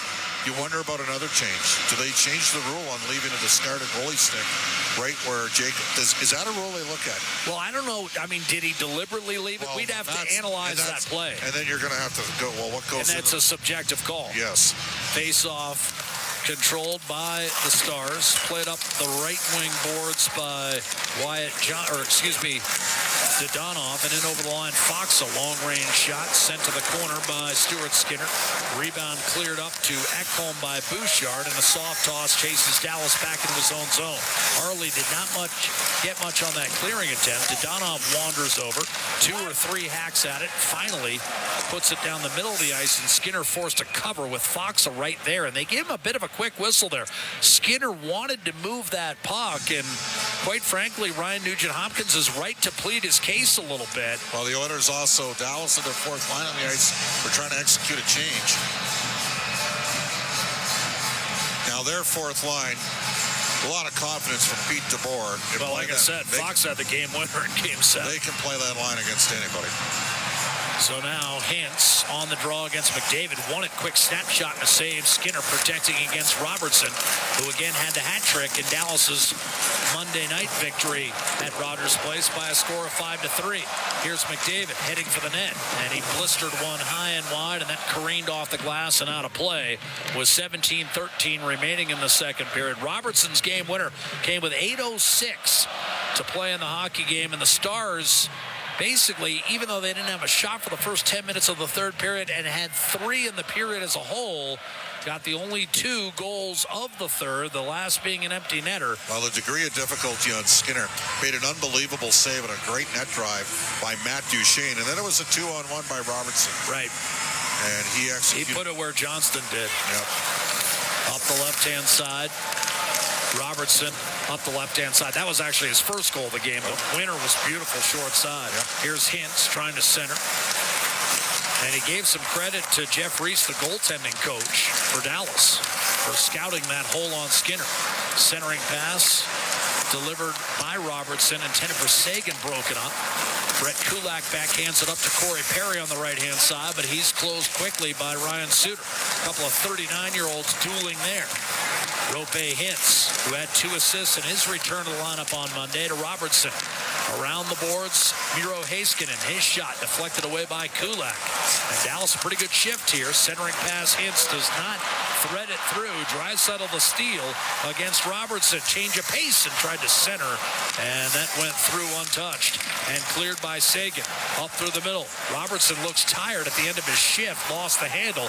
Stars wisely did not touch the puck there. Esa Lindell, that would have been too many men. Then he tried to serve it up for Wyatt Johnston. Wasn't too many men on Edmonton. Wasn't too many men on Edmonton. I think it's an inadvertent whistle. Yep. And a face-off will come on the dot right in front of the Edmonton bench. If anything, that whistle might have benefited the Oilers, as Lindell was looking for the home run down the seam. Now we're going to have a draw. I think they're going to move the draw to center ice. As they should. That was just an erroneous call by Devin Berg and corrected by his fellow officials, and a face-off coming to center. And Jamie Benn, a quick chat with Logan Stankoven, the rookie who joined the club mid-season. He was leading the American Hockey League in scoring at the time, and he contributed down the stretch in the regular season and has been on the score sheet 7 times in the postseason. A dump in, little snow shower on Ottinger. Now some pushing and shoving develops in front of the Dallas Nets. Ceci just kind of sent a one-bouncer in on Ottinger, who did not like the extra attention he received around the net. Janmark snowed him. Matthias Janmark, Jack, he's coming. He's desperate. He is desperate to stay in this league. He's going to earn himself another contract if he wants at the Oilers. He's played well. I mean, he's fought a couple times. He's been a very effective penalty killer. He's a real good support player for this team. And I know he had double-digit goals last season, Bob, but I would say his second half this year was the best stretch of hockey he's played as an Oiler. And I'm including the playoffs in that. And you know what? It basically goes back to that fight. I mean, that kind of kick-started his campaign. It's not. Derek Ryan chased out of the circle, replaced by Janmark, who, of course, both of those players have been integral in Edmonton's run of 21 straight kills. Oilers setting a club record. They haven't given up a power play goal in 7 straight games. Off the draw, Ryan muscling his way behind the Dallas net. Heiskanen eventually wrestled the puck free with help from Ben, and a clear by Heiskanen to Wyatt Johnston. Now Jamie Benn. He's checked immediately by Broberg. Serves it up. Heiskanen, a shot off the shoulder of Skinner. Juicy rebound. Popped wide by Johnston and Stankoven, reaching for it. Back to Heiskanen across to Lindell. A one-timer. Kick save made by Skinner. Rebound out into the slot and cleared by Connor Brown ahead for Janmark. Against Heiskanen. Takes him out wide. A backhander short side. Clipped the side of the net. Nearly 5 minutes gone by. Second period. We're still tied at 2 in Game 4. Edmonton was down 2-0 early and has recovered. Ekholm, the Nugent Hopkins, little spin, shovels it down low. Zach Hyman wins a battle from behind the Dallas Knight. He fired, and that sailed through untouched but wide. Rebound Ekholm to McDavid. Beautiful move. Tried to go cross ice, and it was poked away. Hyman able to maintain. Brought it to the blue line, held it in. Wrist shot. Juicy rebound issued by Ottinger. Icing call coming against Jamie Benn. And the Oiler crowd roars its appreciation of that shift. You know what? Dallas had taken it to Edmonton a couple of times early in this period. That's a good bounce-back shift if you're an Oiler fan. And Dallas will be defending a face-off to the right of Ottinger. Draisaitl to take it. They're loading up. Draisaitl, McDavid, and Hyman. But off the face-off, Dallas, Heiskanen had a chance to clear. Johnston did, but they're going to wave off icing. They're going to wave off icing. Skinner will leave it. And Bouchard up the left-hand side. Draisaitl wide open in front. Hyman backhanded denied. Ottinger, a monumental save. Here's Connor McDavid, tried to bank it. Ottinger doesn't know where the puck is. It's lodged between his right skate and the post, and he's able to freeze it with 14:22 on the clock. What a feed from Draisaitl to Hyman. He was stopped by Ottinger, and all of a sudden, Bob, I didn't hear you complaining about the icing call there because it translated into a great chance. Bouchard made a tremendous stretch pass to Leon Draisaitl, and Leon threaded the needle to Hyman, and that's Jake Ottinger. He's got the best save percentage of any goalie going in the playoffs, and he robs Hyman on a signature move that Hyman has mastered this season. And he tends to get better as the games move along. He's got a .945 save percentage in the third period in overtime. As you mentioned, of the goaltenders left standing, his .923 is the best. Won 12 of his last 13 starts on the road, dating back to March. 10-6 in the postseason. Skinner is 8-5. Holloway beaten off the draw by the wily veteran Joe Pavelski, and the Stars look to break out left to right. Thomas Harley with control of the puck finds Tanev. Up to center, he'll send it in. He got drilled by Holloway. Holloway doesn't mind getting hit, and he loves to hit himself. Turned over by Dodonov in the neutral zone. Evander Kane stymied right at the Dallas line. You got 4 players trying to pry that puck out of there. Kane finally won the battle. Holloway with the puck drifting off his stick. Played to Pavelski by Ottinger. Up the boards to Donov. He's able to control and from center ice shoot it in. Skinner to knock it down, and Darnell Nurse looks up ice. 13:40 to play, second period. Game 4 is tied at 2. Oilers trail the series 2-1. Nurse was not yet at center, and that's an unforced error. Icing call as that pass too hard for Evander Kane to handle. 6 1/2 minutes having elapsed in this second period. The Oilers have outshot the Stars 16-10 tonight, each team with 4 shots in this second period. Johnston, and for right now, Stankoven has been credited with his 4th postseason goal, though Bob and I believe it's Lindell's. We'll see as they continue to review it. Off the shot, pinballed by Petrovic wide. Rebound Evander Kane at center, and he'll slide it in off the backhand side. Dallas went up 2-0, and then McLeod and Bouchard with goals to tie it. That's where we sit. Robertson in over the line, left to right for the Stars. Right circle, quick snapshot, and a save made. Stuart Skinner, who issues no rebound. 13:10 to go, second period. We're live at Sold Out Rogers Place. This is Game 4 of the Western Conference Final. Ford Dealers NHL Hockey continues in just a moment. The Oilers Radio Network. When you play the largest 50-50 in sports, everybody wins. Your support makes all of oil country a better place. A place of kindness, caring, and compassion. Uplifting those in need, changing lives forever. The largest 50-50 pot in professional sports is currently growing by the second. Get your tickets now at EdmontonOilers.com and help change lives today. Maybe even your own. AGLC license number 645766. Hockey fans, with a spotless reputation, Scandinavian Building Services is responsible for keeping over 70 million square feet of space clean and safe every day. With over 65 years in the industry, no cleaning challenge is too big or too small. From national retailers and commercial spaces to small offices and entertainment centers like Rogers Place, let Scandinavian take the worry off your cleaning program. Visit Scandinavian.ca to learn more. Scandinavian Building Services. Our reputation is spotless. From your home to the ice rink, ATCO Energy is there. As the official energy provider of Rogers Place, we're also proud partners of the Edmonton Oilers. ATCO Energy, powering your place. Customers are free to purchase natural gas services or electricity services from a retailer of their choice. For a list of retailers, visit ucahelps.alberta.ca or call 310-4822. All games, all season. You're listening to the Oilers Radio Network.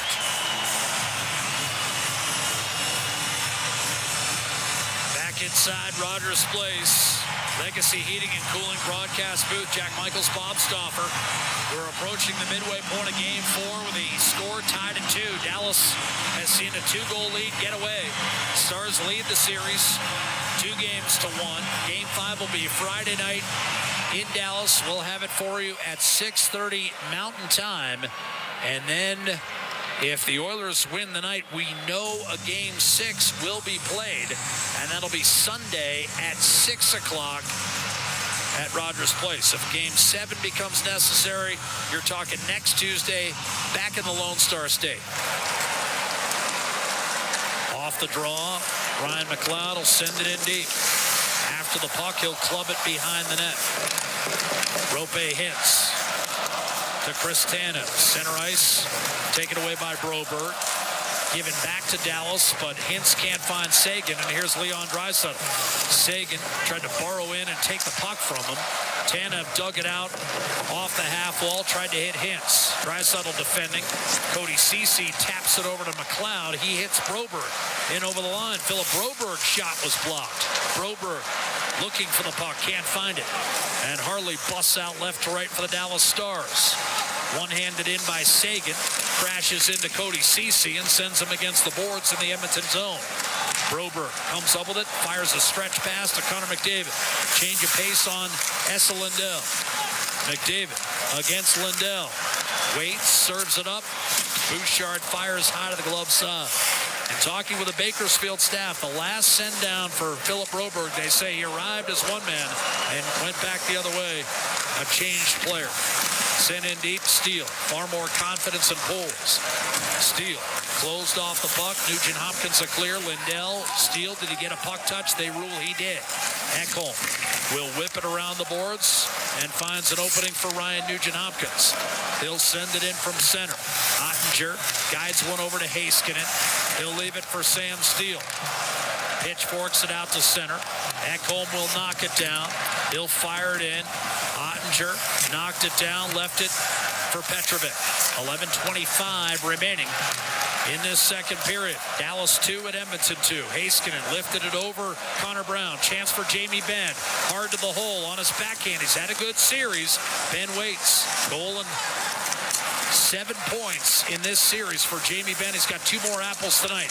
Hard to the net, Johnston. They've changed the second Dallas goal back to Lindell from Benn and Heiskanen, as Bob and I originally suspected it would be. Petrovic defending his line after that errant toss came off the corner board. Stankoven. Jamie Benn in over the line with Johnston, but Johnston snuck in prematurely. Offside whistled against Dallas. 10:49 to go, second period. Game 4 still tied at 2. Now, Philip Broberg, Jack, as you know, I saw him play his last game as a Bakersfield Condor this season when they got eliminated by Ontario. And he was head and shoulders. And Brent Clark was very good. He can move the puck, made one terrific play. He's going to play next year for the Kings as a puck-moving right shot deep. But Broberg was the most dominant player on the ice. And he didn't always transport it.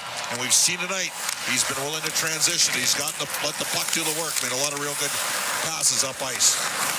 Fired in by Tanev. Down the middle of the ice, Nurse to Evander Kane. Left wing shot deflected up and out of play with 10:35 remaining in the period. That one hurt Tanev. He ate that puck. He's going hobbled. Hobbled. He'll be fine. He plays a ton. Surprised how much he's playing. He's playing 23 minutes a game. Fronts a lot of pucks. Why are you surprised? That's why they got him.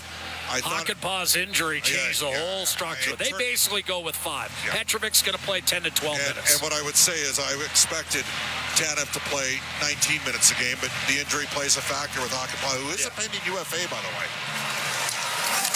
You were probably basing it on Hakanpää returning at some point, and he is not. They have another prospect coming that's a real nasty, big, hard-nosed hitting defenseman. Play down in Texas. Wyatt Johnston up the left-hand side for Joe Pavelski. He's erased by Nurse, pitchforked in, and skating into the puck will be Wyatt Johnston. Curls it behind the net for Pavelski. Took his eye off it, and Nurse will make him pay. Sending it up to Adam Henrique. Pavelski briefly held the zone, and now Holloway able to snatch and deliver for Evander Kane. Left wing against Miro Heiskanen. Tried to stuff it inside. Now you've got Holloway chested up, and a 4-player scrum develops in the corner. Joining the fray and throwing his body around a little bit on Pavelski is Leon Draisaitl. You got 6 guys going at it. Pavelski jousting with Draisaitl. That's a fierce battle between 2 veteran war horses. Pavelski's got more on the odometer. Holloway tried to put it inside, broken up. Johnston finally to Pavelski, and now left wing.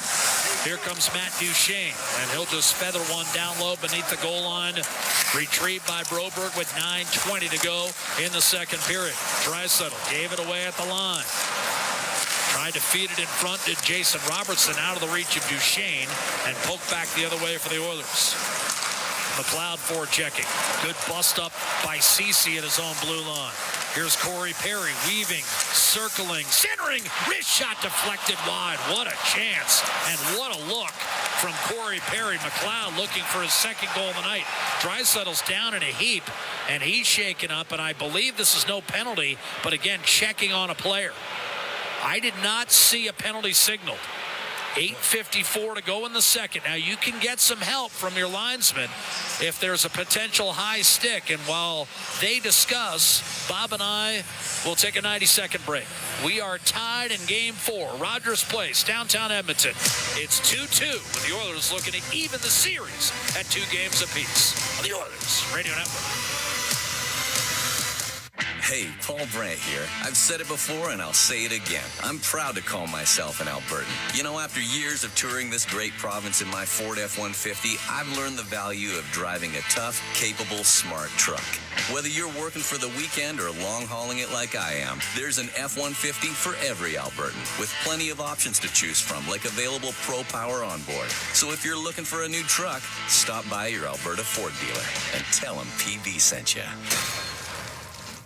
International Union of Operating Engineers, Local 955, is one of Alberta's largest and most diverse union locals in the province. Members work in everything from construction and maintenance to pipelines, renewables, healthcare, education, municipalities, and more. They are a big part of Alberta's past and will be a big part of Alberta's future. Apprenticeship, jobs, pension. That's IUOE Local 955. Visit joinustoday.ca to learn more, and let's go Oilers.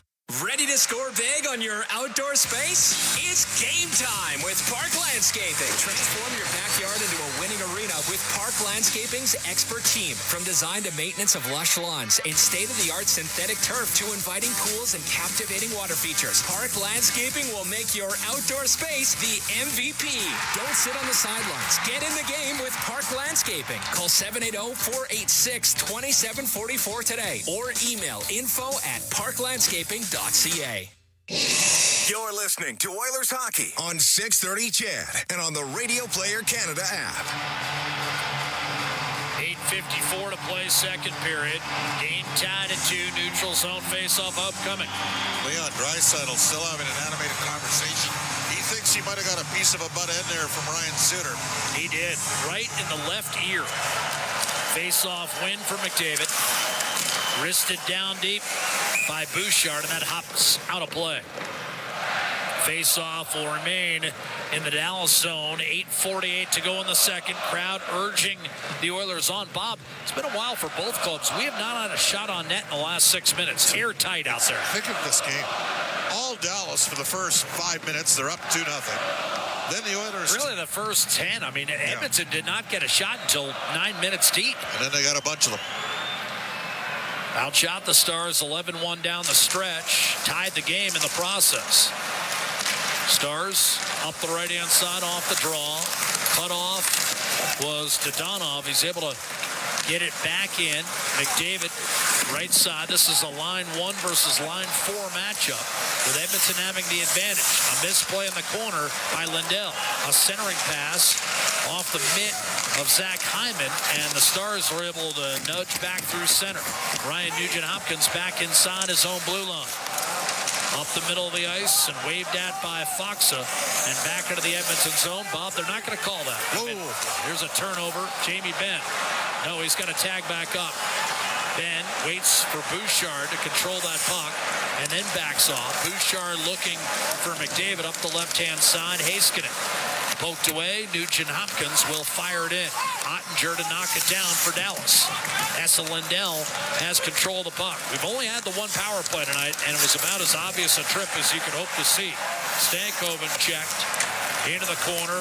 The puck traverses up the right-hand side. Neither Kulak nor Brown could get it out on that wall, so it's reversed over to Nurse, and he'll fire a pass, and I'm not sure Janmark got a touch there. It's icing against Edmonton. And again, Nurse that time, not a lot of touch on that pass. Evander Kane earlier in the period, and that time Janmark.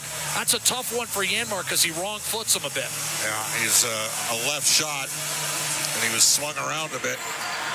So the Oilers... So when that pass comes up on the wall, he's got to spin almost 270 to get his backhand on. Big draw here for Derek Ryan. Pavelski won it. Matt Duchene sifted down low for Pavelski. He's run into the boards by Nurse. Around the wall, Ryan Suter. Had an assist on the game winner in Game 2 by Marchman. A tip in. Harley off to Duchene. Shakes free. Has not been on the score sheet since his overtime winner ended the Colorado series, but here he's drawn a holding call. Duchene held up near the shoulders by Derek Ryan, I believe.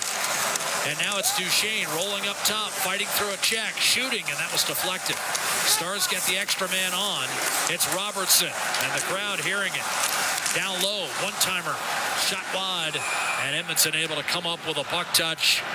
And the Dallas Stars, for the first time tonight, will be on the power play. They're 0 for 7 in the series. 24% in the postseason. Well, the problem here, Derek Ryan's the Oilers' right shot. Yeah, he goes over with Nugent-Hopkins first over the boards every penalty kill. So now you've got, and Fogle, another penalty killer, not available because he's a healthy scratch for the first time all season.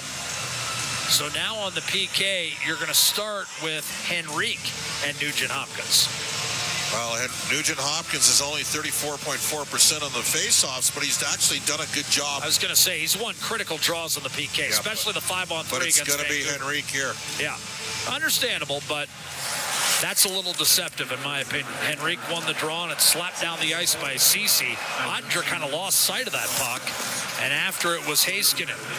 He rolled it ahead for Jason Robertson, and now Pavelski attacking left to right. This is a Napa Auto Parts penalty kill, and the Stars guilty of an offside, pouring across the line with a game tied at 2, 6:34 remaining in period 2, and 1:46 left in the holding call against Derek Ryan. And with no Vincent Desharnais out on the PK with another Matthias Ekholm, we're going to see Kulak's going to have to take on some penalty killing minutes. Which is not, unheard of. Right. Henrique against Pavelski. But, to your point, Ekholm and Desharnais typically first over the boards. Off the draw, Ekholm taps it back for Kulak up the left-hand side. Henrique sneaks through traffic, kicks it back for Kulak, and he'll bide his time, wind it up, and fire it down the ice. But yeah, without Ryan, who's in the box, Sam Carrick, no right-handed shot on the PK. Here's Pavelski, touched on, heading for the net. Ben fires a shot that handcuffs Skinner up around the clavicle, but he made the save, and that allowed Henrique a length of the ice clear. And the Stars power play down to a minute 10. Matt Duchene from Heiskanen. Rushing up ice is Wyatt Johnston. Fires a pass. Duchene couldn't get there. Neither could Marchment. The Oilers control in the far corner. Pride loose and back to the point. Thomas Harley took his eye off on, but it was recovered by Johnston and Duchene. Harley this time shoots, and that was blocked in front.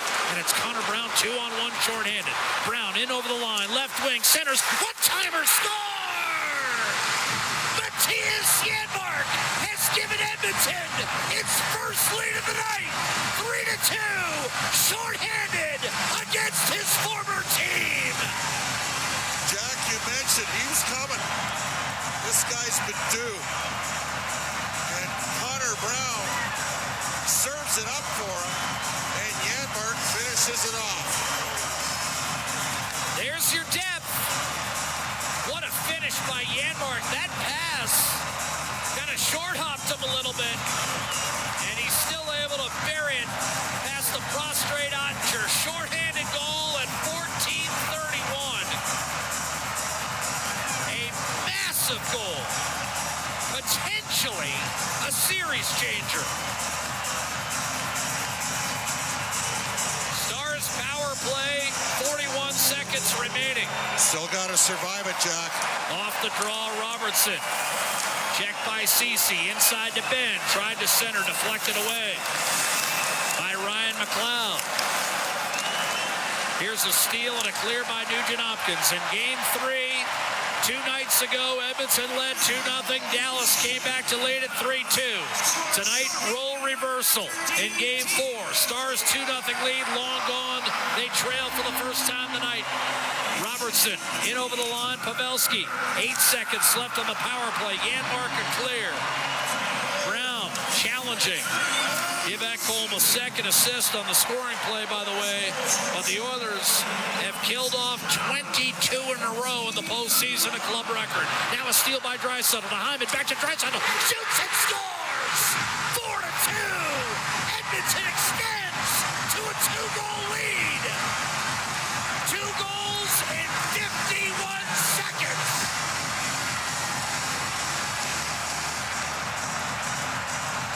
The Oilers load up their big guns, and Connor McDavid forces a turnover at neutral ice and a give and go, and Hyman finds it to Draisaitl.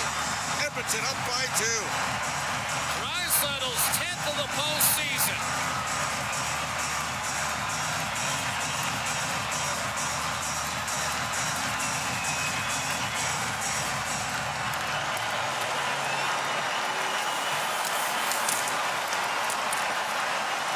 The sound just rolling through Rogers Place. Stankoven the other way. Fires a shot. Skinner makes the save on. Big hit. And that one might have hurt Zach Hyman. Hyman landed the hit, but he's hurt. Shot off the left skate of Skinner from distance from Lindell. Keep an eye on Zach Hyman. He wants a replacement right away. Shoulder. Right shoulder for Hyman. Stars with the puck. Wyatt Johnston will give it up. Stankoven. In over the line, Lindell. Draisaitl back on the score sheet after a 2-game absence. Hyman set him up. McDavid will get the second assist. A shot by Stankoven, a save made, a rebound, and Skinner able to stop that as well against Dadonov, who's been snake-bitten in this series. Holloway pushing the play up the right-hand side. Kane fires and a save made by Jake Ottinger with 3:40 to go in the second period. The Oilers have turned a 2-0 deficit in the first into a 4-2 lead in this second period, and this crowd will send you to break. Pulsating playoff hockey inside Rogers Place. Edmonton 4, Dallas 2. This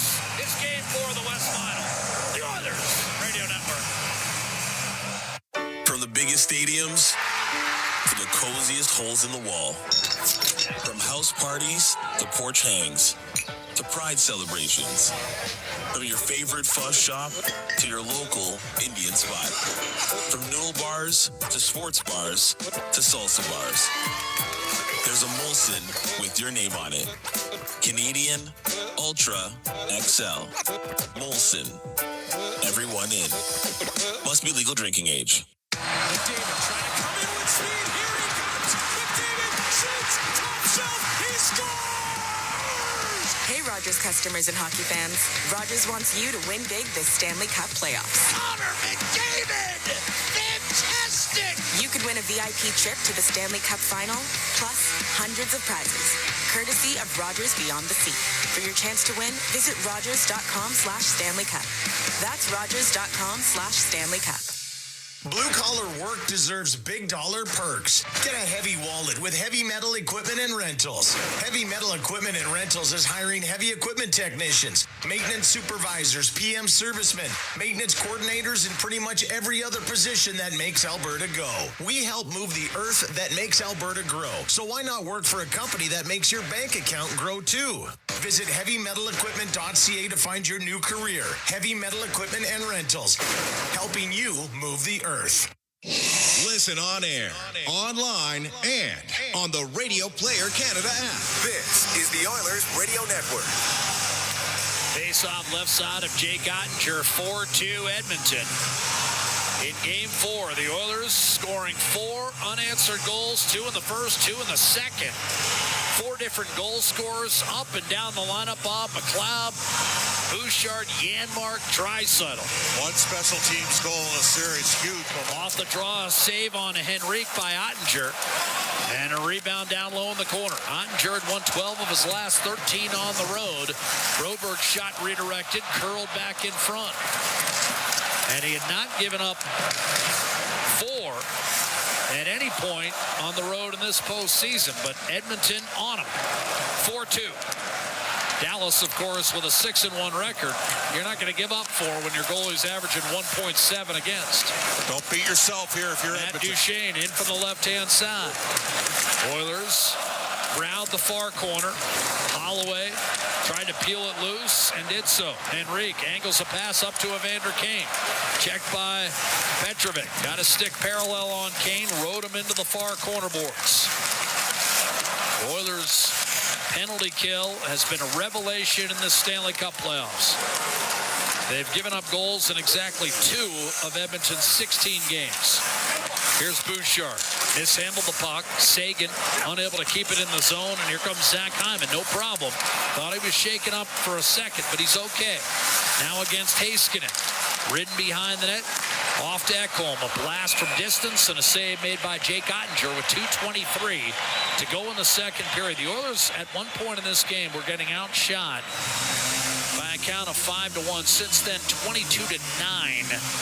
And the Oilers have scored 4 goals in a row over that stretch. And the big thing for me, Bob, is everyone's involved. Yep. That's what you're going to need to beat a team as good as Dallas, Jack. Because they have everyone involved. Yes. Here's Ekholm across to Bouchard. He'll swing it over to Connor McDavid. Now Bouchard, left circle, snapshot, and a glove save made by Ottinger with 2:12 on the game clock. It's worth noting, by the way, that the Oilers now have 15 players with a goal in the Stanley Cup playoffs. The Stars have 16. So the depth advantage perceived in favor of Dallas may not be as great in actual practice. McDavid lining up against Johnston. And I'm not saying it wasn't fair to perhaps think that, but the numbers tell a different story. Puck popped out through McDavid, in over the line. Jamie Benn, and his shot deflected away by Ekholm, and then actually crawled into the mesh behind Stuart Skinner, who, again, hasn't seen a lot of rubber. And it's worth noting, I mean, Edmonton has not given up a ton of shots throughout these Stanley Cup playoffs. They're typically giving up around 22, 23 a game. Yeah. even in Game 3, outshot Dallas 29-22. You know, Rob Brown just pointed out, we mentioned Tanev blocking that shot. He's been able to get through those. Guess who hasn't had a shift? He hasn't been back. Face off. Johnston lost it. The Oilers carry it up the center. And it's shot in by Corey Perry. Ian McLeod inserted into the lineup for Game 4, and it's been pivotal. Shoveled the other way. Miro Heiskanen settled on one bounce by Kulak. Over to Darnell Nurse. Left-hand side, McLeod. Broken up. And now you've got Stankoven looking for Wyatt Johnston. Checked by Nurse. Rolled in front. Broken up. Johnston still on it. Oilers crowd him. Kulak pins in the corner. Stankoven wrestled to the ice surface. Nurse works him over. Now to the point, Lindell. A quick handoff. Harley. His shot bounced off the end board. Skinner protects the far post. And Draisaitl there to gather. And with 1:10 to go in the second period and his team leading 4-2, here comes Draisaitl. Gives it up. Perry, a shot, doesn't make it through. Draisaitl just scored his 10th of the playoffs moments ago. Now he has the puck back. Hits Ekholm with a drive, and that sailed wide. Rebound, Draisaitl. Deflected out to Bouchard. And with less than a minute to go in the second period, it's wound around. Edmonton wants a line change. Sam Steele will hand off to Harley. The Stars have managed just 14 shots in nearly 40 minutes tonight.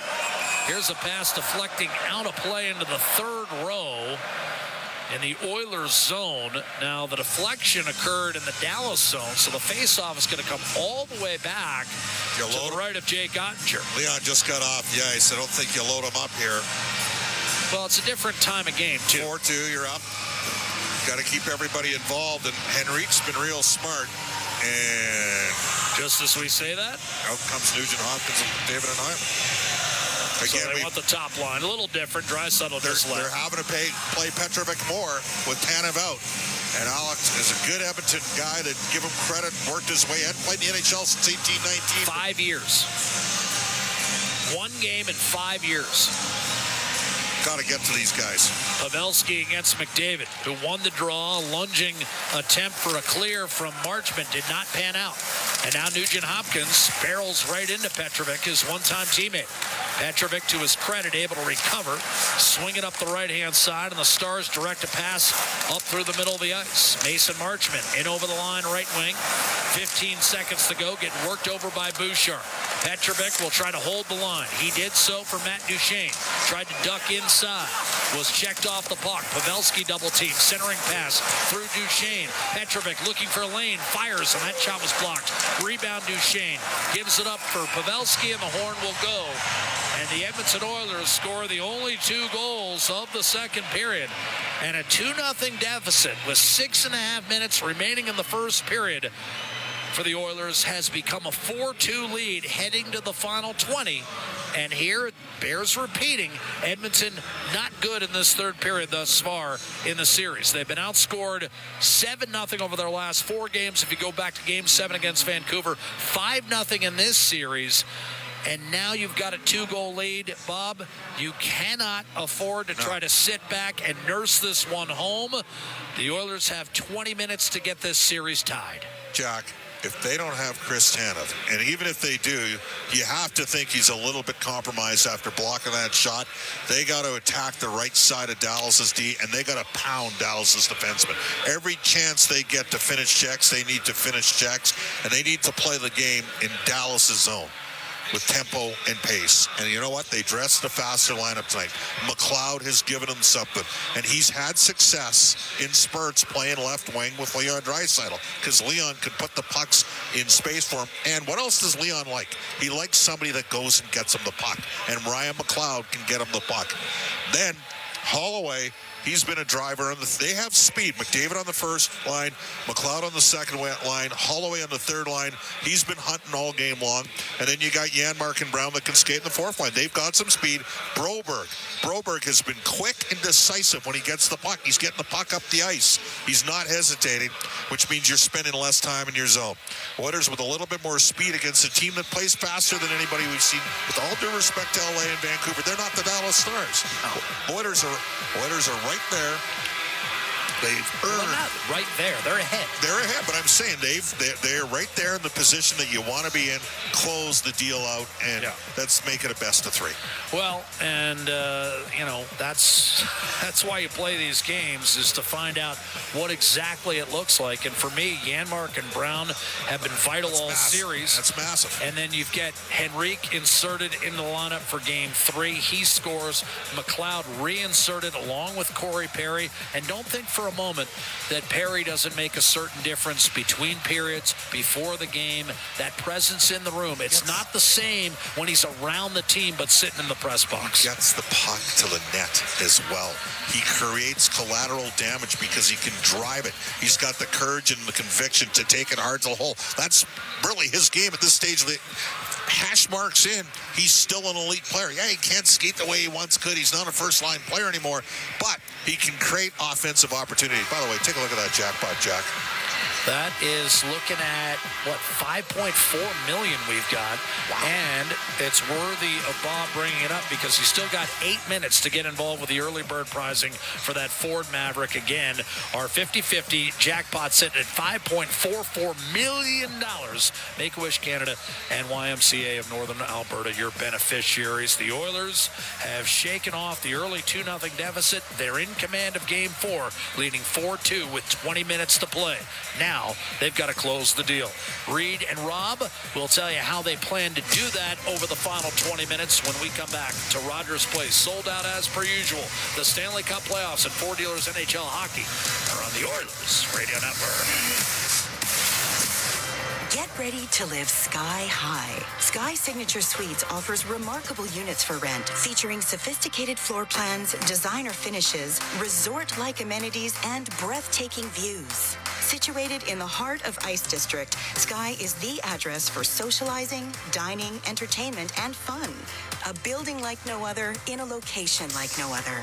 Visit SkySignatureSuites.com and make your home high above the ordinary. It's our YEG with 630 Chad. Experience ridiculous mayhem in the dirt at Annihilation Night, June 15th at Radtork Raceway, an evening where anything goes. For your chance to win tickets, visit 630ched.com. Then discover emerging artists while savoring delicious delights as Nuova Vocal Arts celebrates their 25th anniversary with a variety of shows, experiences, and festivals. Tickets and details at nuovovocalarts.ca. For details on these and more events, visit 630ched.com. At the intermission, brought to you by End of the Row Flooring Centers. Let's get flooring. And Duchesne, Harley this time shoots, and that was blocked in front. And it's Connor Brown, 2-on-1 shorthanded. Brown in over the line, left wing, centers, one-timer, score! Matthias Janmark has given Edmonton its first lead of the night, 3-2. You can't ask for much more from the Oilers penalty killers. They have killed off 22 consecutive minors, and tonight against the Dallas Stars, they score shorthanded. Janmark from Brown. That's your look into the highlight zone for Century Casinos. All in, all games, all season. Century Casinos, 3 great locations, Edmonton, St. Albert, and next to the Edmonton International Airport. Welcome to the winner's zone. Leon Draisaitl scored 51 seconds later. Rob Brown and the Oilers are up 4-2 after 2 periods, despite having fallen behind 2-0 early in this game. And what can you say about this PK? Just phenomenal.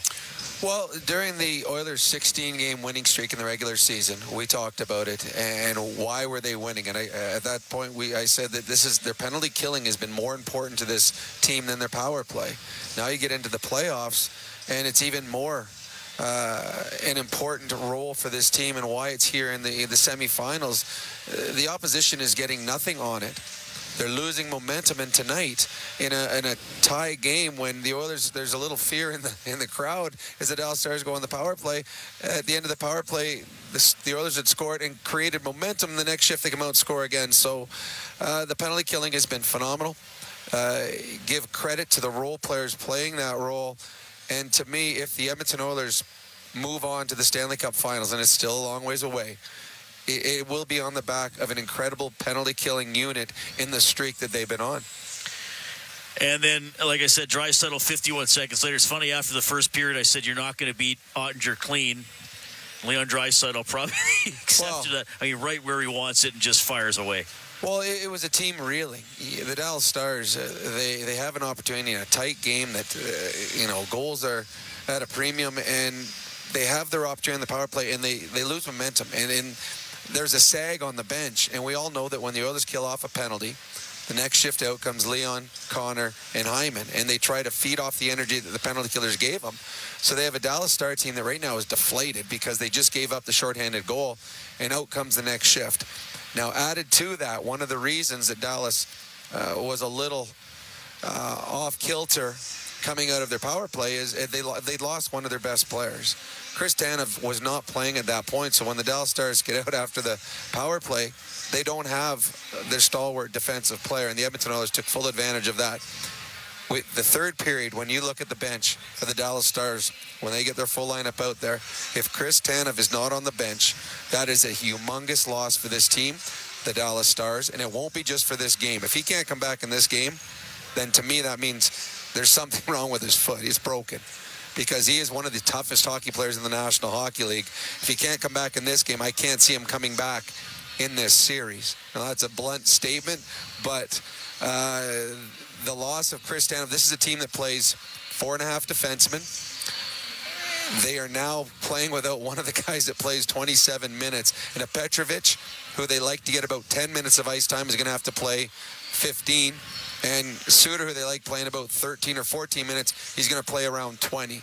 So the Edmonton Oilers have a huge advantage if there's no Tanev for the third period. Shots in that period, 12-8 for the Oilers, 24-14 the advantage for Edmonton in the game. Okay, so 4-2, the building is just alive. I mean, after Draisaitl scored, I could barely hear Bob describing the goal, and I listened to Jack and Bob on a headset. Just an incredible eruption after that goal. But as we said it a lot during the regular season, Rob, and even in the playoffs with the top teams in the league, a 2-goal lead can disappear quickly. How do the Oilers close it out tonight? Well, they got to keep playing well. The Dallas Stars have had looks in this game, and Stuart Skinner made some big saves in that second period. The Oilers,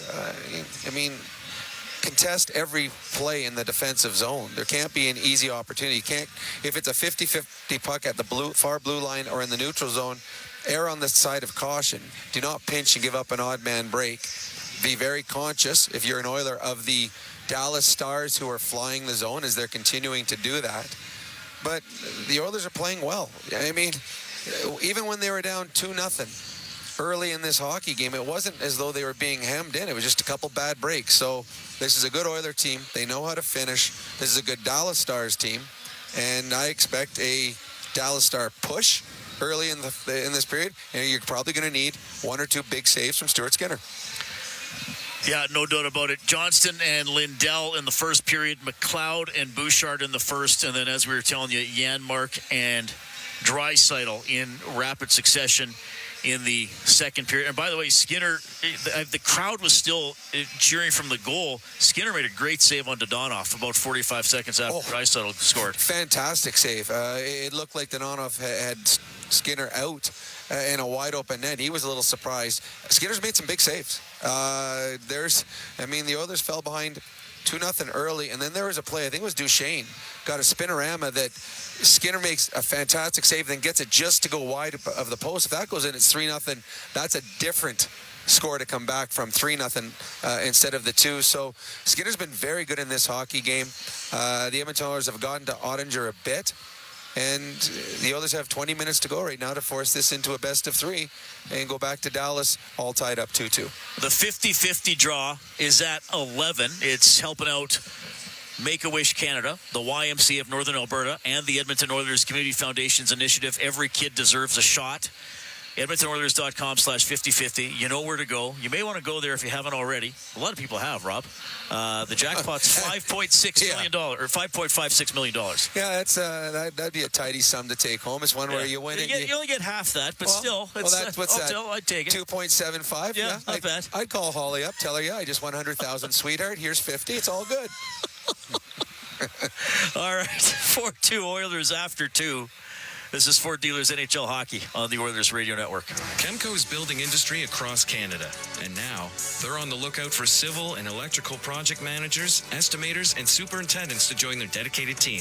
Why Chemco? Because Chemco cares. They put people first, offering top-tier compensation packages and an unwavering commitment to safety. At Chemco, safety isn't just a priority. It's everybody's business. Ready to be part of a team that truly values you? Visit chemco.com/careers today. Honey, I overloaded the washing machine and there's a mini waterfall pouring through the basement roof. We'll fix it. Don't worry, babe. And I might have horribly shrunk your lucky jersey. Oh! Life happens. Access Insurance can help. The save of the game is brought to you by Access Insurance. When Albertans need it most, they know they can count on the Access Insurance team for a huge save. It's easy to switch and save. Check out their Google reviews. Visit accessinsurancegroup.com. Proudly headquartered in Edmonton, Capital Power is powering change by changing power. Be part of the energy and join Capital Power in cheering on our Edmonton Oilers. From Ice District and across oil country as they chase another championship banner. Visit capitalpower.com to learn about how they're delivering reliable and affordable power for communities today and creating innovative solutions for a clean electricity future. This is Global News. Second intermission. I'm Randy Kilburn. Some Millwoods residents shocked by the hit and run from early this morning that 630 Ched's been telling you about pretty much all day. A 13-year-old boy was run down and killed by someone a little before 4 o'clock this morning on 34th Avenue between Millwoods Road East and 48th Street. Kathleen Awanchuk lives in the area, often hears cars speeding down the road right middle of the night. Why would they leave?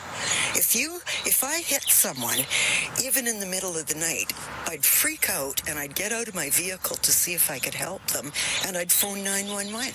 What is wrong with people? Police are looking for a 2014 to 2018 blue Mazda 3 that they think has damage to its front end and to the driver's side. You can see stock photos of the suspect vehicle in the story. It's on our website at 630ched.com. I'm Randy Kilburn. Your next scheduled newscast is coming up after tonight's playoff game here on 630 Ched. Athletes know that to advance your career, you've got to be part of a winning team. So, what about you? Are you working for a winning team? Well, here's your chance to do just that. Brandt is a strong and stable industry leader with career opportunities across Canada. We have hundreds of positions available right now, from parts, sales, positioning technology, heavy-duty mechanics, and more. Be a part of a winning team. Earn your stripes by joining Brandt today. Find out more at BrandtJobs.com. Experience the exciting casino action at 3 Century Casino locations: Edmonton, St. Albert, and next to the Edmonton Airport. Dine at one of their amazing restaurants featuring daily specials. Check out the best in live entertainment at any amazing location. Plus, you can always enjoy a great selection of casino gaming options or try your luck at off-track betting. And now you can feel the thrill of live horse racing at Century Mile Racetrack. Century Casino has it all. Come for the action, stay for the fun. Hey parents, do you work in downtown Edmonton? Childcare is hard to find, but at Kepler Academy, inside Sun Life Place, we still have some space for children 12 months to 6 years old. Located at 101 23 Hull Street, Kepler Academy Sun Life Place is an award-winning early learning and childcare provider, voted Edmonton's top choice for 4 years in a row. Visit kepleracademy.ca. Mention this ad and your registration fees will be waived. At the intermission, brought to you by End of the Row Flooring Centers. Let's get flooring. Killed off 22 in a row in the postseason, a club record. Now a steal by Draisaitl to Hyman, back to Draisaitl, shoots and scores! 4-2! Edmonton extends to a 2-goal lead! All right, right, Jack Michaels with the call there as we check the Pizza 73 scoreboard. Pizza 73, official pizza of the Edmonton Oilers. Memorial Cup round robin ends with London beating Saginaw 4-2. So London into the final. Saginaw will play Moose Jaw in the semifinal. Baseball tonight. Blue Jays knock off the White Sox 3-1. The Oilers coming out for the third period. They lead the Dallas Stars 4-2 in Game 4 of the Western Conference Final. Jack and Bob coming up. Fort Dealers NHL Hockey on the Oilers Radio Network. At the intermission has been brought to you by End of the Roll Flooring Centers. Let's get flooring. There's only one line of trucks that's outsold all others for 58 years. Only one with the available Power Boost hybrid engine on select models that delivers performance and efficiency. It's the truck that all others are measured by. You know the one. Tough this smart can only be called F-150. Right now, lease the 2024 F-150 STX with black appearance package at 2.49% APR for up to 24 months with $4,800 down. That's just $228 bi-weekly.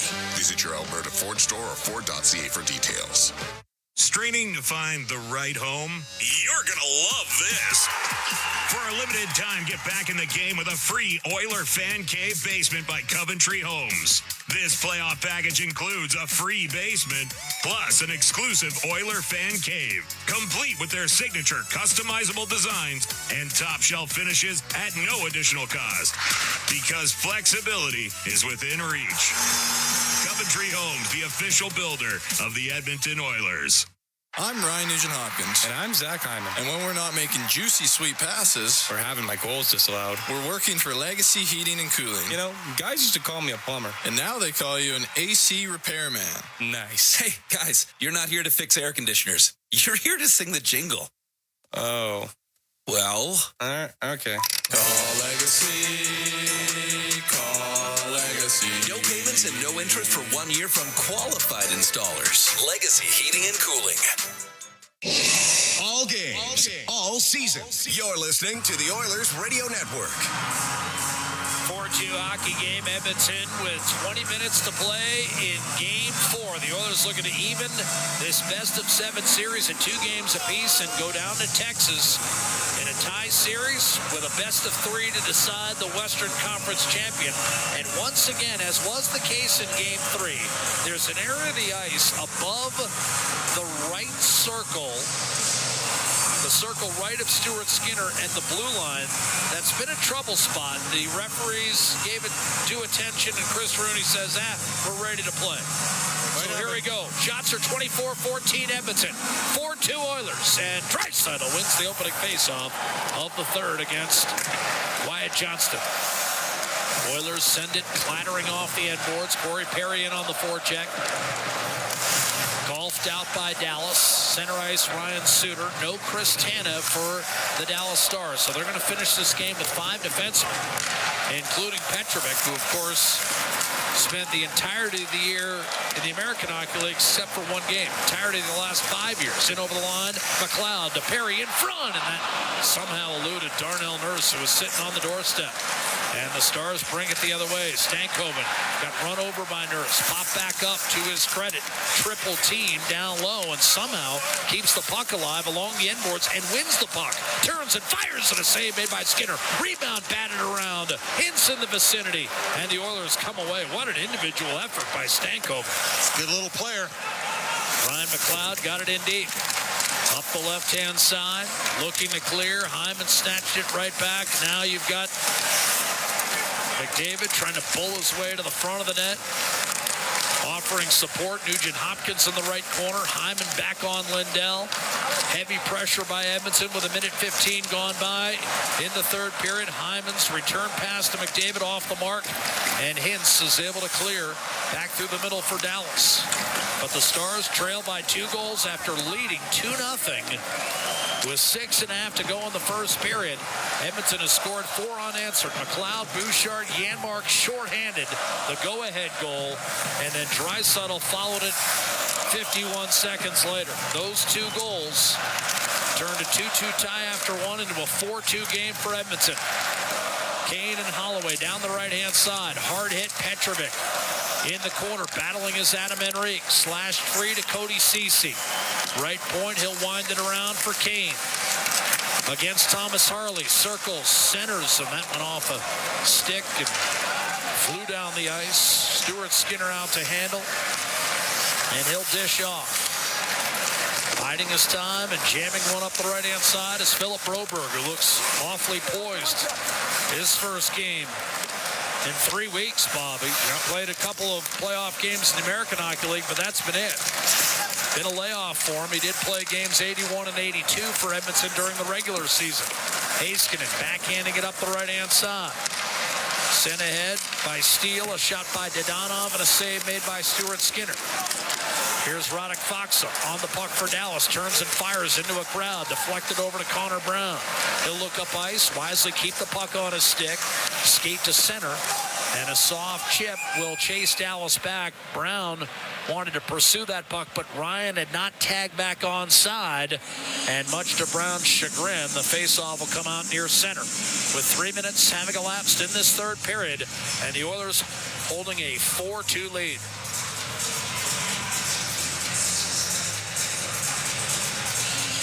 Game 5 will be Friday night in Dallas. We'll have it for you 6:30 Mountain Time from the American Airlines Center, where Edmonton split the first 2 games of this series, winning 3-2 in overtime in the opener, and then losing 3-1 in Game 2. Off the draw. Stars victories 3-1 and 5-3, essentially 1-goal games with an empty netter. Broberg up the left-hand side. Wyatt Johnston had the puck elude him. Ceci back to Broberg. Looks up ice, fires one to Draisaitl. I don't think he got a stick on it. That's going to be an icing call against Edmonton. At times tonight, the Oilers looking for their wingers have not had the requisite touch on the puck, so faceoff will come back in the Edmonton zone. 16:41 left in regulation, 4-2 Oilers. Do have a couple center options here with Draisaitl along with Ryan McLeod. The Oilers won the majority of the faceoffs in the first period, 62%, but Dallas won 60% in the second. Pretty much even in this game. Draisaitl won the draw. First Oiler in 33 years to go back-to-back 10-goal playoff campaigns. Fired up the left-hand side. Esa Tikkanen, the last Oiler to do it in 1990 and 91. Here's Jason Robertson, centering pass, and that one off the tape of Rope Hintz. Here's Hyman looking for McDavid. Charging down the middle, Nugent Hopkins. Hyman cuts in front with a backhander that's deflected off the mark. McDavid in hot pursuit of the puck. He'll set up Matthias Ekholm. He'll swing it around the boards. Gathered by Tyler Seguin, trying to wrench his stick free. Finally did so, and then hacked Nugent Hopkins. And again, Bobby, his stick was held. He slashes back. We're not going to call it. I'm not going to call any of that. Here's Hyman. It might have been a call in regular season. Checked by Harley. What, the hold or the slash? Should have called them both. There were 2 penalties. Up the middle. No country for old men hockey right now, Jack. Off the heel of the stick, here's Joe Pavelski. The drop off for Matt Duchene. Cutting to his right. Pulls up in the corner. Firing. Shot was blocked. Slapped away by Holloway. Oilers have numbers coming the other way. 3-on-2. Holloway. Kane, left wing. Shot. Missed tie blocker. Rebound hard off the glass, and now it's Dallas a 3-on-2. Matt Duchene to Mason Marchment, left wing, shoots, and a save made. Stuart Skinner. Marchment trying to catch Skinner cheating on a potential on-man rush, and Skinner never left that near post. Durst working over Pavelski. Marchment's pass intended for Suter, broken up and sent down the ice. Oilers 4, Stars 2, 5 minutes gone by in this third period. Here's Sam Steele to Dadonov. Loose in the corner, recovered by Faksa. Out to Harley. Back to Faksa, right corner. Backhand centering pass. Got in on the pads of Skinner. Kicked out by Ceci. Janmark, who scored the shorthanded go-ahead goal. And again, I mean, that turned we'll see. Well, it may turn the series. We'll see. Brown to Derek Ryan. But it's a monumental moment in this game for sure. Stars working up the left-hand side. Ceci will pound it around the boards for Connor Brown. He's drilled by Faksa. The puck pried loose. And the Stars up the left-hand side. Dadonov, a steal. Tripped up Draisaitl. Crowd screaming for a call. None forthcoming. Steal to Heiskanen up the right-hand side. It's guided in by the Stars, and Skinner out to handle. Drops it off for Bouchard. Dances through a check to Ekholm. Served up left-hand side, and McLeod got it in deep. Draisaitl and Perry thunder in on the forecheck. Draisaitl tried to give it up to Perry. Cycle disrupted and cleared by Suter. Up the left-hand side is Stankoven, spinning but could not get through. Ekholm cut him off. Dallas forced to finish this game with 5 defensemen. Draisaitl shoveled it behind Suter. Heiskanen coming over to cover up against Corey Perry. Tried to borrow his way to the inside. Didn't realize a path had been closed off. Finally dumped in the corner. And Johnston takes an outlet and scoops it toward the Oiler net. Skinner elected not to fall on that one for Edmonton. Robertson was erased by a hit from Kulak, but got it back to Lindell. Centering pass, and Hintz could not poke that one home. It hopped out of play with 13:05 left in regulation. Edmonton 4, Dallas 2. Little scrum in the far corner. Nothing major. Couple of face washes. Couple of how do you do's. And we'll take time out from Rogers Place. Sold out as per usual. And the Oilers 13 minutes away from tying this best-of-7 Western Conference final at 2 games apiece. It's Edmonton by a deuce, and this is 4 Dealers NHL Hockey, the Oilers Radio Network. International Union of Operating Engineers, Local 955, is one of Alberta's largest and most diverse union locals in the province. Members work in everything from construction and maintenance to pipelines, renewables, healthcare, education, municipalities, and more. They are a big part of Alberta's past and will be a big part of Alberta's future. Apprenticeship, jobs, pension. That's IUOE Local 955. Visit joinustoday.ca to learn more, and let's go Oilers. At Northern Lakes College, students work, raise their family, and complete their certificate, diploma, or partnership degree. With NLC's supported distance learning model, you can do it all in a flexible online classroom. Programs in academic upgrading, business, health, human services, resource technology, university studies, and more, including a wide range of courses available through continuing education. Skate into your new career in a learning environment that works for you. NorthernLakesCollege.ca. Everywhere you need them to be. The Brick and the Edmonton Oilers both started right here in Edmonton back in the 70s. And we know nothing is more exciting than playoff hockey. We're next to you in the stands, painted blue and orange, cheering our hearts out. And when we're not there, we're in our stores, making sure you have everything you need to cheer them on in your home. We're proud of this city and its rich sports history. The Brick, supporting the Edmonton Oilers and fans right from the beginning. Let's go, Oilers. You're listening to Oilers Hockey on 630 CHED and on the Radio Player Canada app. What an exciting series this Western Conference Final has turned out to be. Almost an NBA feel with the constant runs even within periods. Except, unlike the NBA, the NHL's got 2 very competitive playoff series for the conference finals. 4-2 Oilers against the Dallas Stars. Edmonton, like the Florida Panthers last night, trying to even its conference final at 2 games apiece. Game 5 in Dallas, 6:30 on Friday night. That's Mountain Town. Face off right side of Skinner. Oh, right off the draw. Sagan directed one on net. Skinner was able to kick that one out on a big hit. Absolutely crushed was Robertson by Hyman. Robertson popped up to Hintz to Sagan. A wrist shot and a glove save made by Skinner from the top of the left circle. Robertson popped right back up after that hit and hit Hintz, who in turn fed Sagan. And Skinner, a quality save, his 17th of the night. Looked worse than it was. The Hyman play. Maybe. Could have been a penalty, Jack. Got to tell you. I know we're the Oilers broadcasters, but if that situation was reversed, you'd be appealing for a call there. One power play aside. Sagan trying to beat Skinner glove side. Didn't get it up enough. Face off Duchesne. Beaten cleanly off the draw by Draisaitl. Nurse to McLeod. Corey Perry backhands it in deep. Ottinger will leave it. Stars whistling up the left-hand side. Marchment backs his way in, but lost the puck. Kulak knocked it away for Draisaitl at center. He's run off the puck, and it's shot in by Pavelski. Around the boards, Oilers first on it. Kulak over to Darnell Nurse. Angles a hard pass. Perry reeled it in. Tried to get it to Draisaitl, overran the play. The Oilers have to tag back up, and Draisaitl wisely just gets it in deep. 12 minutes to play, third period. Still no shots on goal for the Oilers. Dallas has 5. Radek Fox in over the line, and that's offside. Whistled against Dallas. 8 minutes gone by in the third period. Skinner, quality save on Sagan.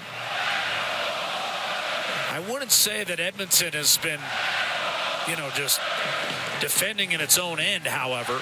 But it's a valid point. You'd like a little more traffic.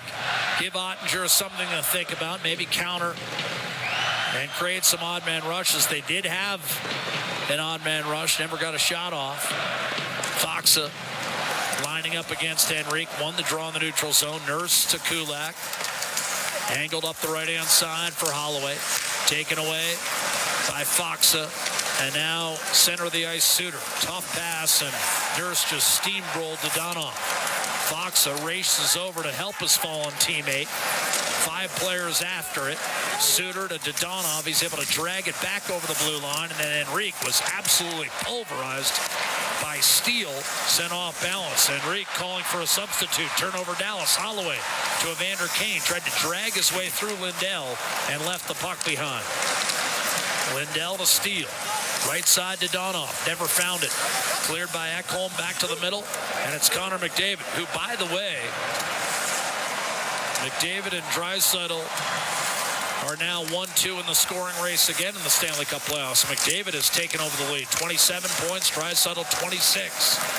Together, the two hope to carry Edmonton into a 2-2 series tie.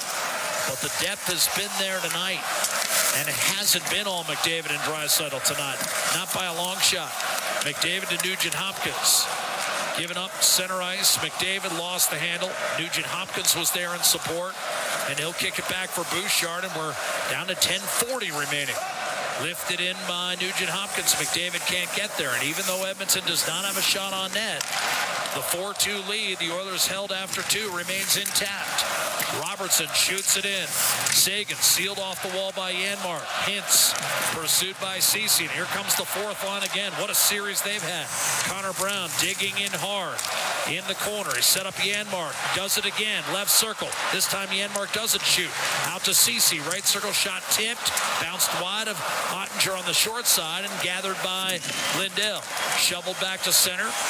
Janmark knocked it down, took a hook from Sagan that wasn't called. There's jabbing, there's cross-checking at the 2-player benches. Dallas comes away with the puck. Duchesne rolls off a hit from Brown, fires a dart to Dodonov. In over the line against Darnell Nurse. Defended him well. Draisaitl threw it over to Corey Perry. Shot up the boards by Kulak, and a good play by McLeod to make sure that puck got in deep. It does. Lead pass off target from Petrovic. They'll wave off icing, though. I don't know why.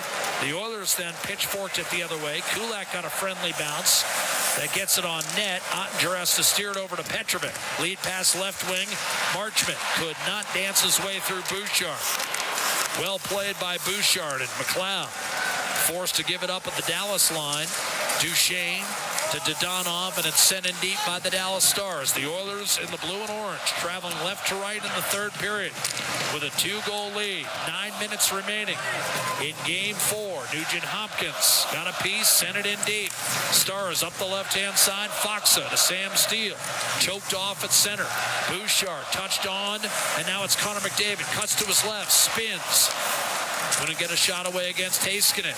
McDavid back to Nugent-Hopkins. Oilers now have been credited with 1 shot on net here in this third period. Dallas is forced Another borderline icing and drop dead, I believe, before the goal line. So a good no call there. And it's hoisted back the other way by Nugent-Hopkins. Hyman left wing. A wrist shot off the rush and a save made by Ottinger. Edmonton's second shot of the period. Turned over by Dallas at center. Kane looking to Hyman. Left circle. Cross-checked a couple of times by Lindell. Puck hops off the glass. Trying to hunt it down was Adam Henrique. Could not do it. Hyman tripped. Belted by Ben. Henrique came over. And Dallas will be on the power play with 8:09 remaining in the third period. Wyatt Johnston has drawn his fair share of penalties in this series. He drew one late in Game 3 that blunted Edmonton's bid for a comeback. And now Hyman to the box, and Dallas at second power play of the night on the other side of this break. Tripping on Hyman. Edmonton 4, Dallas 2. 8:09 left in Game 4. This is the Western Conference Final, live from sold-out Rogers Place with Ford Dealers NHL Hockey, the Oilers Radio Network.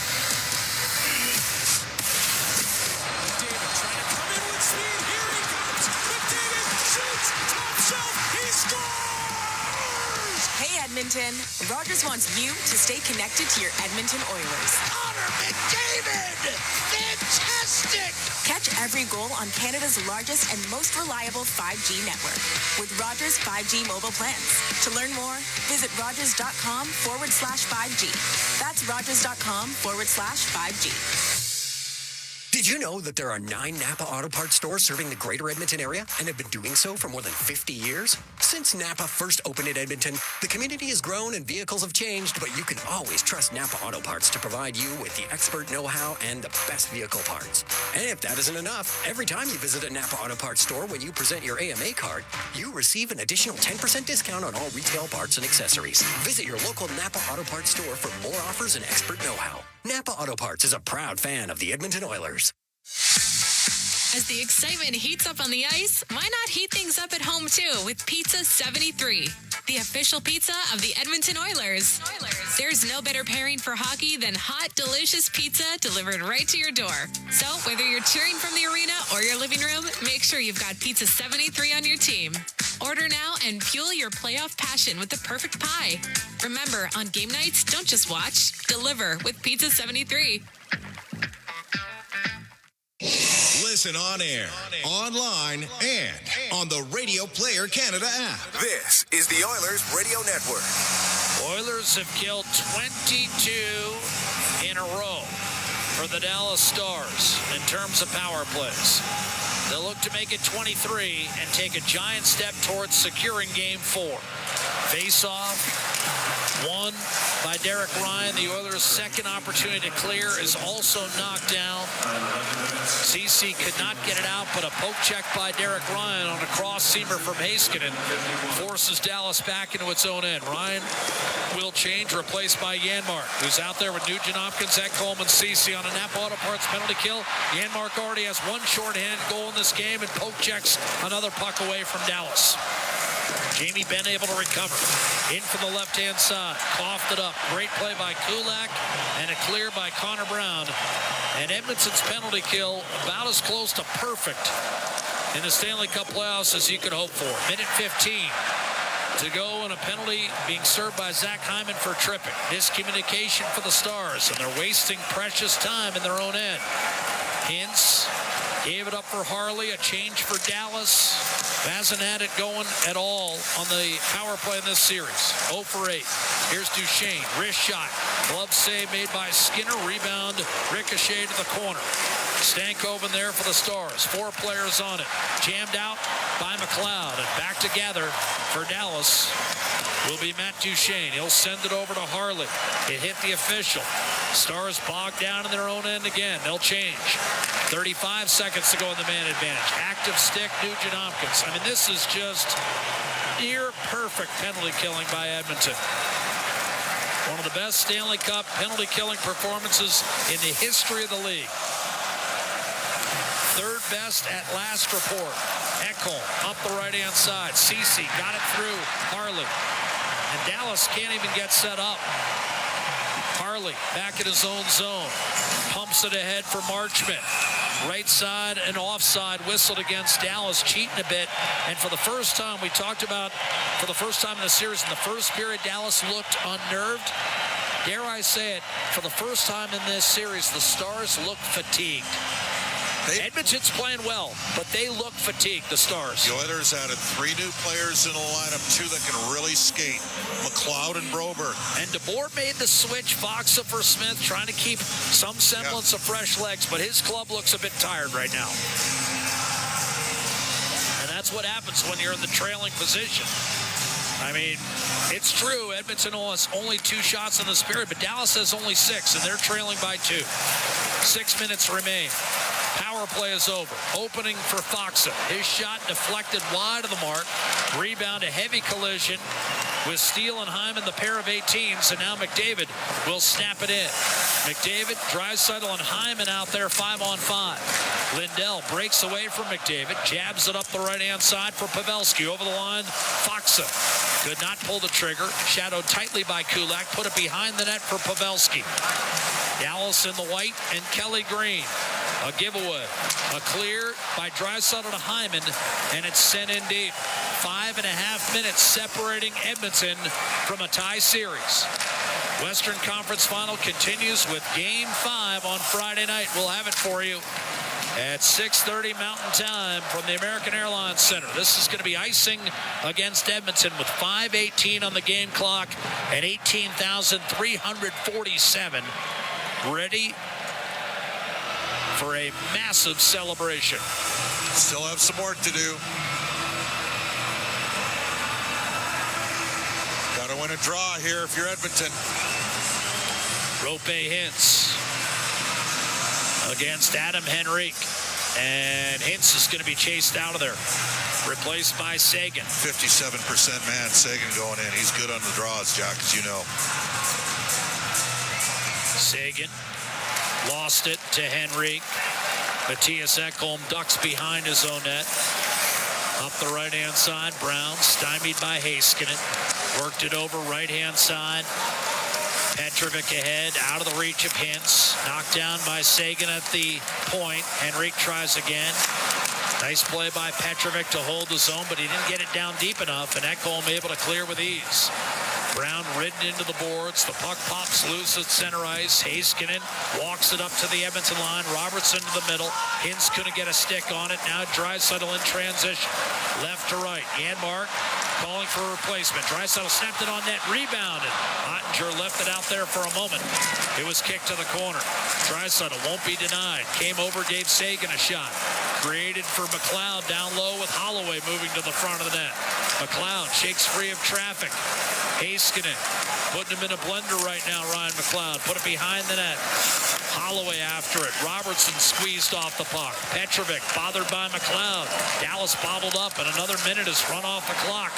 We're down to 4:09 remaining in this hockey game. Edmonton 4, Dallas 2. The Stars led 2-0. With less than 7 minutes to play in the first period, Edmonton got both back before the period was out, McLeod and Bouchard. Then Janmark, the backbreaker, the shorthanded go-ahead goal.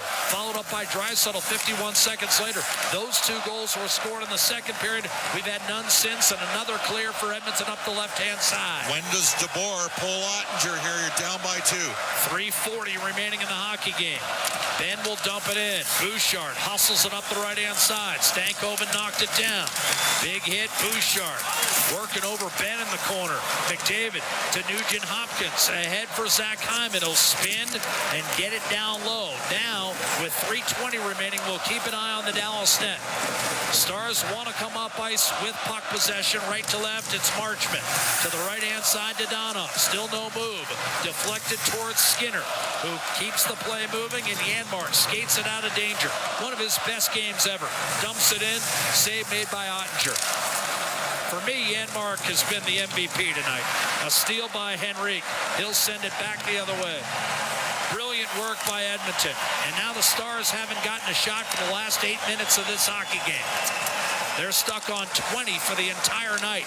Duchesne with 2:45 to go. Ottinger to the bench. Shot by Sagan. Saves Skinner. Net is empty. McLeod Tried to hit Holloway at center. It went off his stick.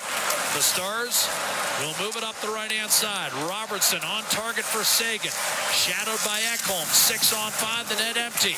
Bouchard on the puck. Poked it free. Batted around up to McLeod. He's got another chance. This time, again, sifts it off the boards. Chases Dallas back. 2:15 to play in Game 4. Edmonton closing in on a victory that will tie the series as it's smacked out of play by Holloway. The crowd roars its approval. Edmonton 4, Dallas 2. Only 2:13 on the game clock. And we've got a face-off coming in front of the Dallas bench when we come back to raucous Rogers Place. This series about to be tied. Edmonton looking to drive home the final nail in 90 seconds. This is Four Dealers NHL Hockey, the Oilers Radio Network. Hey, Paul Brandt here. You know what I'm a fan of? Alberta. The wide open spaces, the highways and byways, and a rugged, beautiful terrain that I'm proud to call home.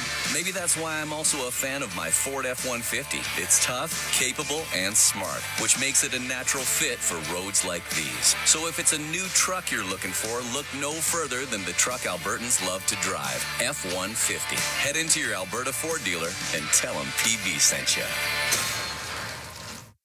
International Union of Operating Engineers, Local 955, is one of Alberta's largest and most diverse union locals in the province. Members work in everything from construction and maintenance to pipelines, renewables, healthcare, education, municipalities, and more. They are a big part of Alberta's past and will be a big part of Alberta's future. Apprenticeship, jobs, pension. That's IUOE Local 955. Visit joinustoday.ca to learn more, and let's go Oilers.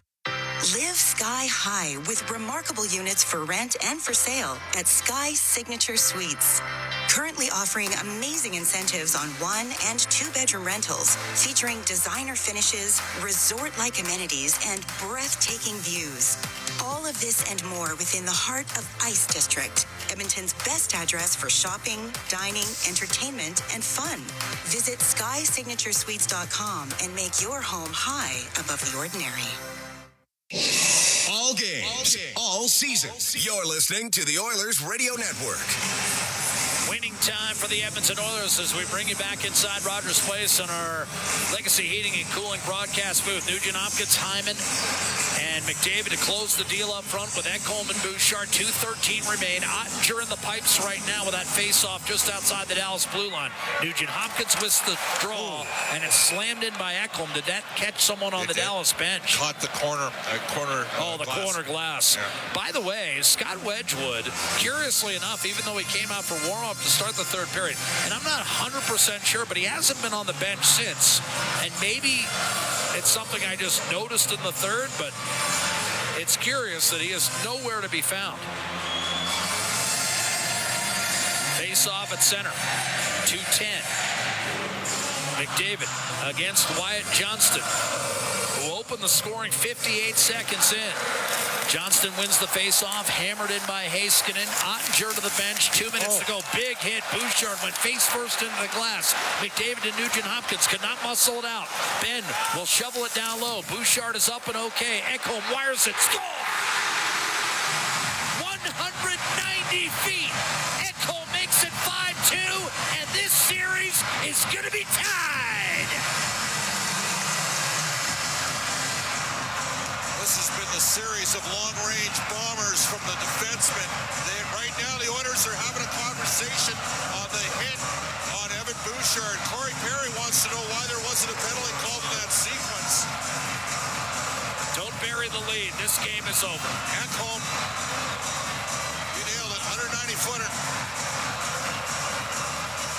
5-2 Edmonton. Just like everybody thought when it was 2-0 Jack. 5:29 of this game for the Stars.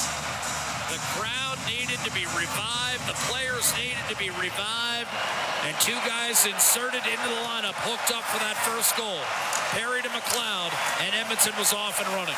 Stars break in right side. Quick shot by Sam Steele. A save made by Skinner. He got bowled over. Clear by Janmark down the right-hand side, and his Skinner a bit shaken. Slow to get up, appears okay. Final 90 seconds now of Game 4 with a score 5-2 Edmonton. Stars shoot it in. Skinner works it up the left-hand side for Draisaitl. It'll be an unassisted empty netter for Matthias Ekholm at 18:07, and that's his 4th goal of the playoffs.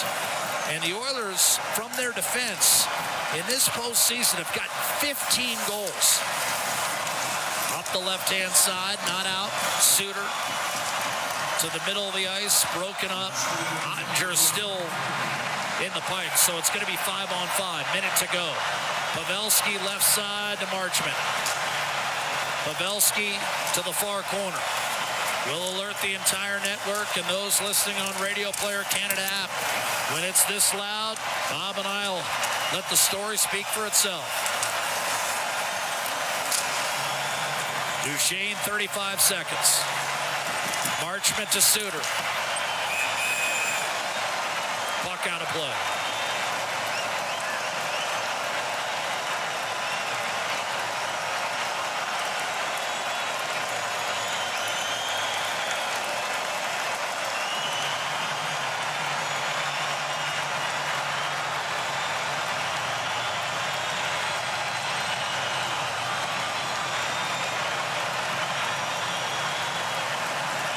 Face-off right side of Skinner.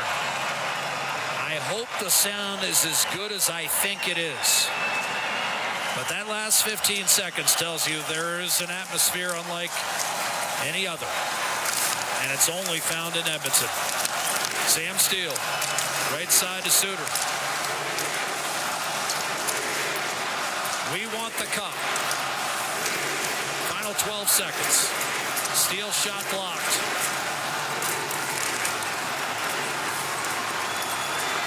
This one's over. This series is tied.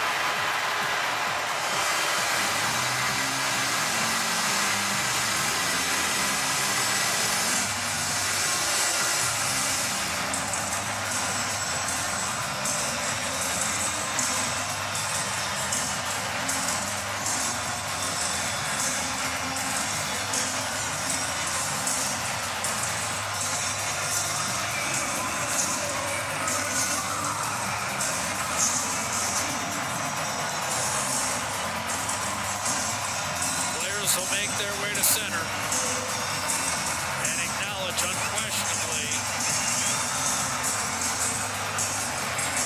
an unrivaled atmosphere in this league and for that matter any other.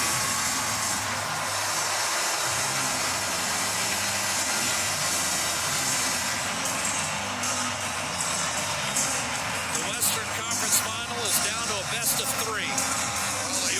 Reel off 5 unanswered goals, Bob, and with this building quieted, they revived the crowd, they used their depth, and their depth was the difference tonight. Janmark the game winner, and McLeod with the goal that got everything started. Let's go ringside. Matthias Ekholm is with our Brendan Escott. Yeah, Matthias, you know what? Maintaining momentum in this series, obviously, even within the game, difficult for your team until tonight. What was different about this effort?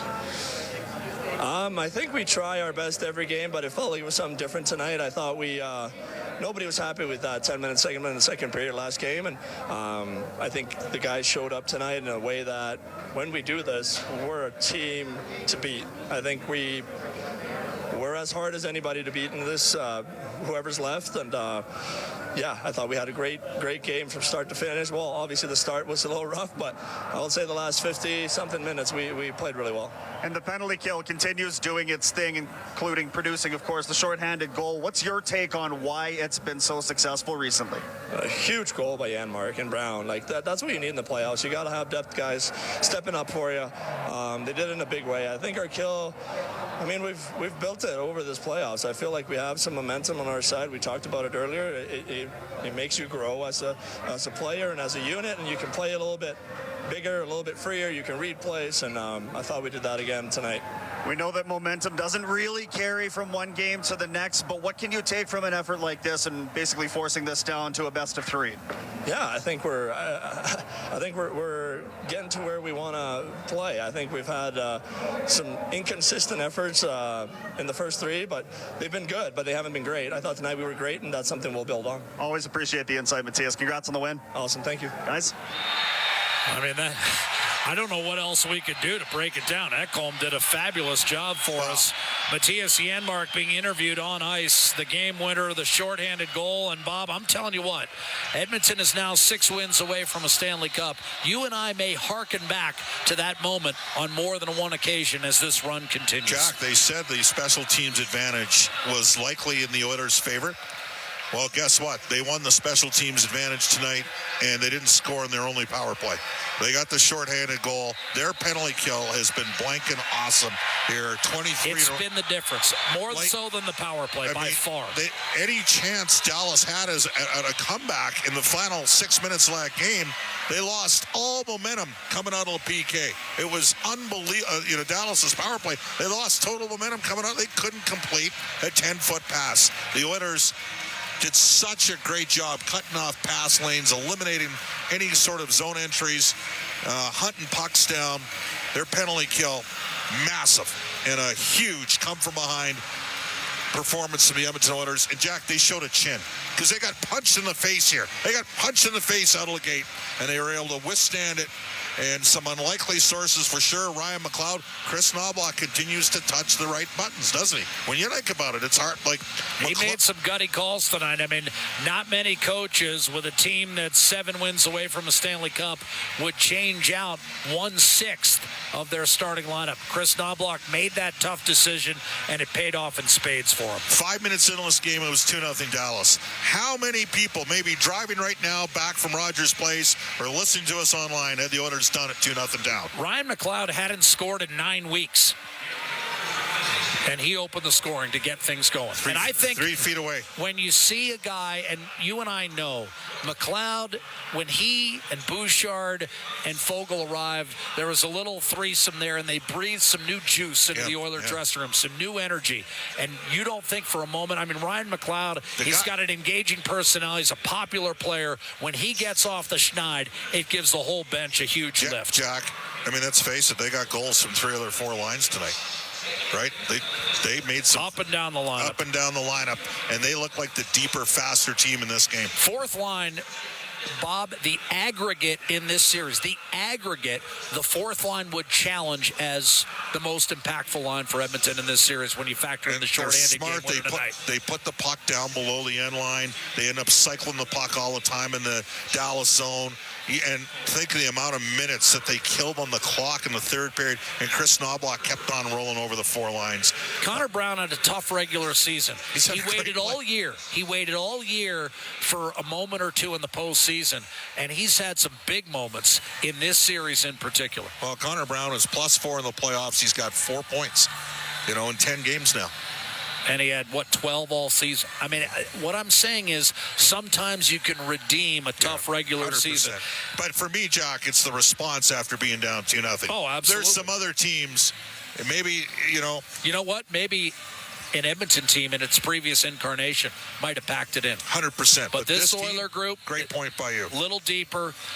Perry and Henrique, 2 more veterans, 2 more guys who've been in Stanley Cup finals. Ekholm a stabilizing influence, but they got a little bit of speed in the lineup back tonight with Broberg, who I thought acquitted himself quite well. Well, and we've seen that with Broberg. I mean, I know he didn't play a ton against LA in Game 6, but he's been thrown into the pressure cooker. I would still argue that maybe his best game as an NHLer was his first game in a hostile environment in Vegas. And what did we hear from the American Hockey League coaching staff when he came back to Edmonton? We got a couple of messages. He arrived in Bakersfield as one player. We're sending him back to Edmonton as a different guy. Jack, do you make any changes to your lineup for Game 5? I don't. I think you got to roll us. You got to roll us back. Man. I don't think you can. Got to roll. Edmonton 5, Dallas 2. The Stars led 2-0 with 7 minutes to go in the first period, and then McLeod woke the crowd up. Bouchard tied it. 2 goals in a span of less than 3 minutes, and it was tied 2-2 after 1. And then late in the second period, the Oilers broke the game open, and it was again their penalty kill with Dallas on the power play, potentially poised to take a 3-2 lead into the dressing room. Instead, it was the Oilers who got a shorthanded goal, Brown to Janmark. That turned out to be the game winner, and then Draisaitl, just as importantly, tacked on one more 51 seconds later. All of a sudden, 2-2 becomes 4-2, and the Oilers closed it out with a solid third period, permitting Dallas just 8 shots in the final frame 22 for the game. Ekholm sealing it with an empty netter unassisted with 1:53 on the game clock. And so the Oilers, who had suffered back-to-back losses in games 2 and 3 of this Western Conference Final for the first time all playoffs, rebound in a big way. They hold Dallas off the score sheet in the third period. That hadn't happened yet in the series. It all happens in Game 4. Stuart Skinner, the win. He turns aside 20 of 22. And Jake Ottinger, for only the second time since March, loses a game on the road as he was beaten 4 times on 28 shots tonight. Edmonton 0 for 1 on the power play. Dallas not only 0 for 2, but the shorthanded goal against. They're 0 for 9 on the power play in this series, and that shorthanded goal probably cost them Game 4. This best-of-7 West final, with a chance to go to the Stanley Cup, is now tied at 2 games apiece. The Oilers in uncharted territory in the Connor McDavid era, now 6 wins away from the Stanley Cup. They'll look to move 1 victory closer Friday night when we present Game 5 live from the Lone Star State. We'll have it for you 6:30 Mountain Time right here on the Oilers Radio Network. Until then, for Bob Stauffer, Reed Wilkins, Rob Brown, this is Jack Michaels saying good night from the Western Conference Final. This series is tied, Game 4 to Edmonton, 5-2 over the Dallas Stars. Ladies and gentlemen, the pleasure was all ours. The Rogers postgame show starts right now. Exclusive live interviews, expert analysis, and game highlights. This is the Rogers postgame show. Once again, here's Bob Stauffer on the Oilers Radio Network. And Duchesne, Harley this time shoots, and that was blocked in front. And it's Connor Brown, 2-on-1 shorthanded. Brown in over the line, left wing, centers, one-timer, score! Matthias Janmark has given Edmonton its first lead of the night, 3-2. Well, Matthias Janmark was coming. We knew that. He's played great for the Edmonton Oilers, played desperate. Took on some fights halfway through the year, and he's been a stellar fourth-line player, and he helped Edmonton win the game. He completely flipped the switch and turned all momentum into the Oilers player with a short-handed beauty on a great setup from Connor Brown and a great take from Janmark. That's the Century Casino Highlight Zone, all in, all games, all season. Century Casinos, 3 great locations in Edmonton, St. Albert, next to the Edmonton International Airport. Welcome to the Winter Zone. Oilers win 5-2, series tied 2-2. This is a Rogers postgame show on the Oilers Radio Network. From the biggest stadiums to the coziest holes in the wall. From house parties to porch hangs to pride celebrations. From your favorite fuzz shop to your local Indian spot. From noodle bars to sports bars to salsa bars. There's a Molson with your name on it. Canadian Ultra XL. Molson. Everyone in. Must be legal drinking age. When the Oilers are on the ice, the big hits are a part of the game. But they shouldn't be a part of your drive. If you've been injured in a car collision, let James H. Brown & Associates and their over 200 years of combined injury law experience help you. Locally owned and proud Edmonton Oiler fans, James H. Brown & Associates is ready to support you with their unrivaled experience, unrivaled results, and unrivaled commitment. When accidents happen, head to jameshbrown.com. You're tuned in to the Rogers postgame show on the official voice of the Edmonton Oilers, 630 CHED, and on the Oilers Radio Network. Skinner was able to kick that one out on a big hit. Absolutely crushed was Robertson by Hyman. Robertson popped up to Hintz to Sagan, a wrist shot and a glove save made by Skinner from the top of the left circle. Robertson popped right back up after that hit and hit Hintz, who in turn fed Sagan. That is the save of the game, which is brought to you by Access Insurance. Alberta oil field and construction contractors can count on huge saves when they need it the most. Visit AccessInsuranceGroup.com. Jack Michaels, Bob Stauffer, Cam Moon, Rob Brown, Reed Wilkins, Brendan Escott. We're all part of the Oilers Radio Network. We're in the Legacy Heating and Cooling broadcast booth. This is the Rogers postgame show, and we bring aboard our inside the game analyst, Rob Brown. Rob, Oilers win 5-2. Didn't look that way early.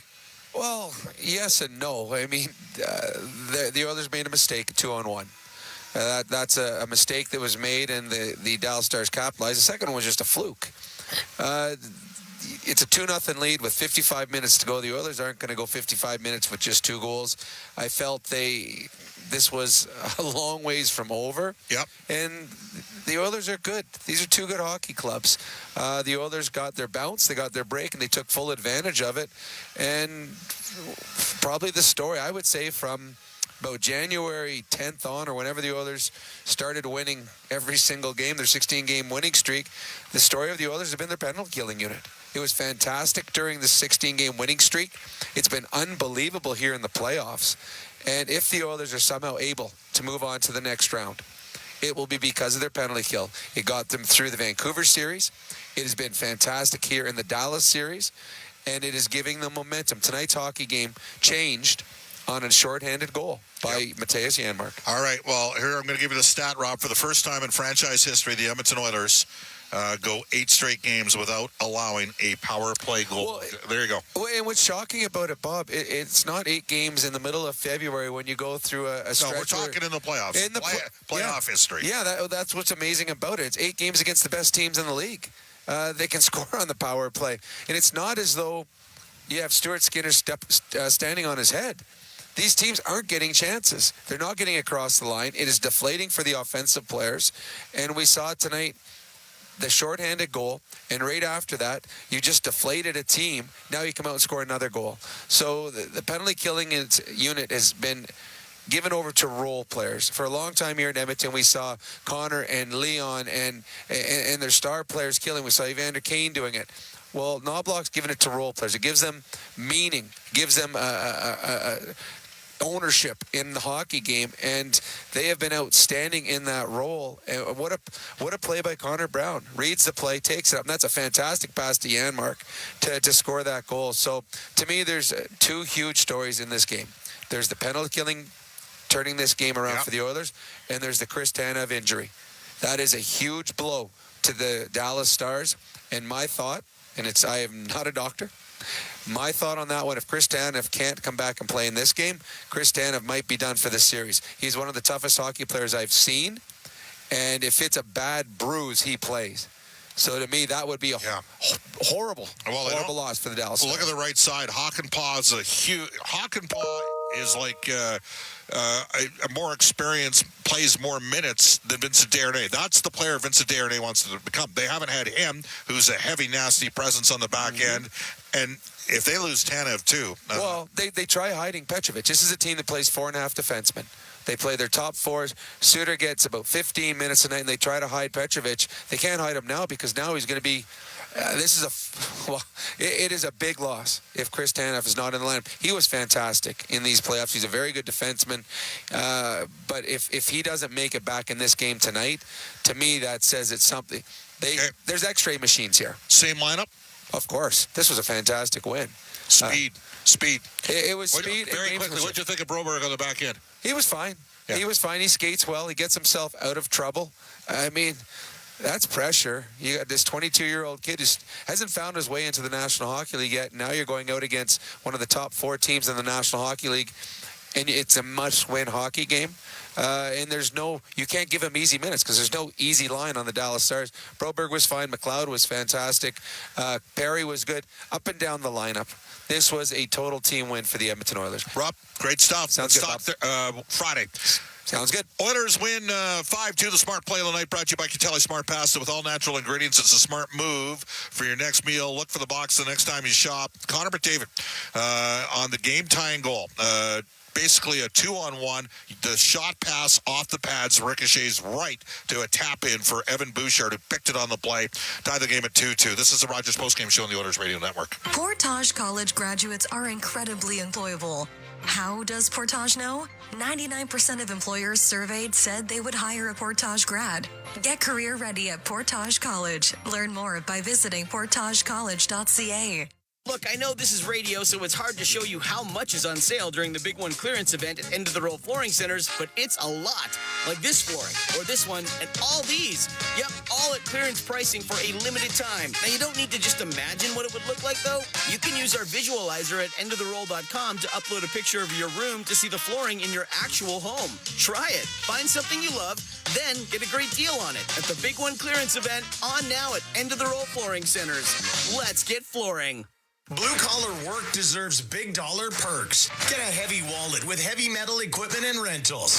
Heavy Metal Equipment and Rentals is hiring heavy equipment technicians, maintenance supervisors, PM servicemen, maintenance coordinators, and pretty much every other position that makes Alberta go. We help move the earth that makes Alberta grow. So why not work for a company that makes your bank account grow too? Visit heavymetalequipment.ca to find your new career. Heavy Metal Equipment and Rentals, helping you move the earth.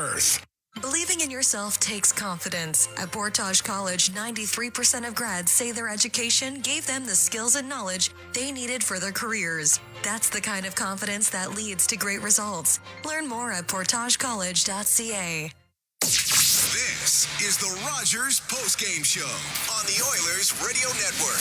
To the out-of-town scoreboard for Pizza 73, the official pizza of the Edmonton Oilers at the Memorial Cup tonight. London ends up getting a late goal with an empty netter. They double up Saginaw. As a result, Saginaw, the host of the tournament, will be taking on WHL champion Moose Jaw in the semi-final game that goes Friday night in Saginaw. New York Rangers last night had a 2-1 series lead against the Florida Panthers. Sam Reinhart scored the GWGNOT 3 straight overtime games. Rangers had won the 2 previous series, tied 2-2. Game 5 tomorrow night in New York City at MSG. Here at Rogers Place, the Edmonton Oilers have evened the series by virtue of a 5-2 home ice victory. They rallied from a 2-0 deficit just 5 minutes and 19 seconds into the game, and they beat the Dallas Stars 5-2. Connor McDavid officially credited with 3 assists. He was +2 in this game. +3 each for Bouchard and Ekholm. What a pairing they've become, and they each scored. This is the Rogers postgame show on the Oilers Radio Network.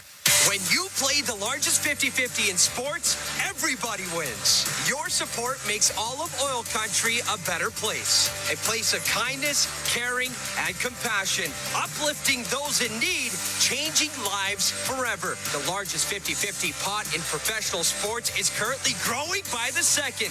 Get your tickets now at EdmontonOilers.com and help change lives today. Maybe even your own. AGLC license number 645766.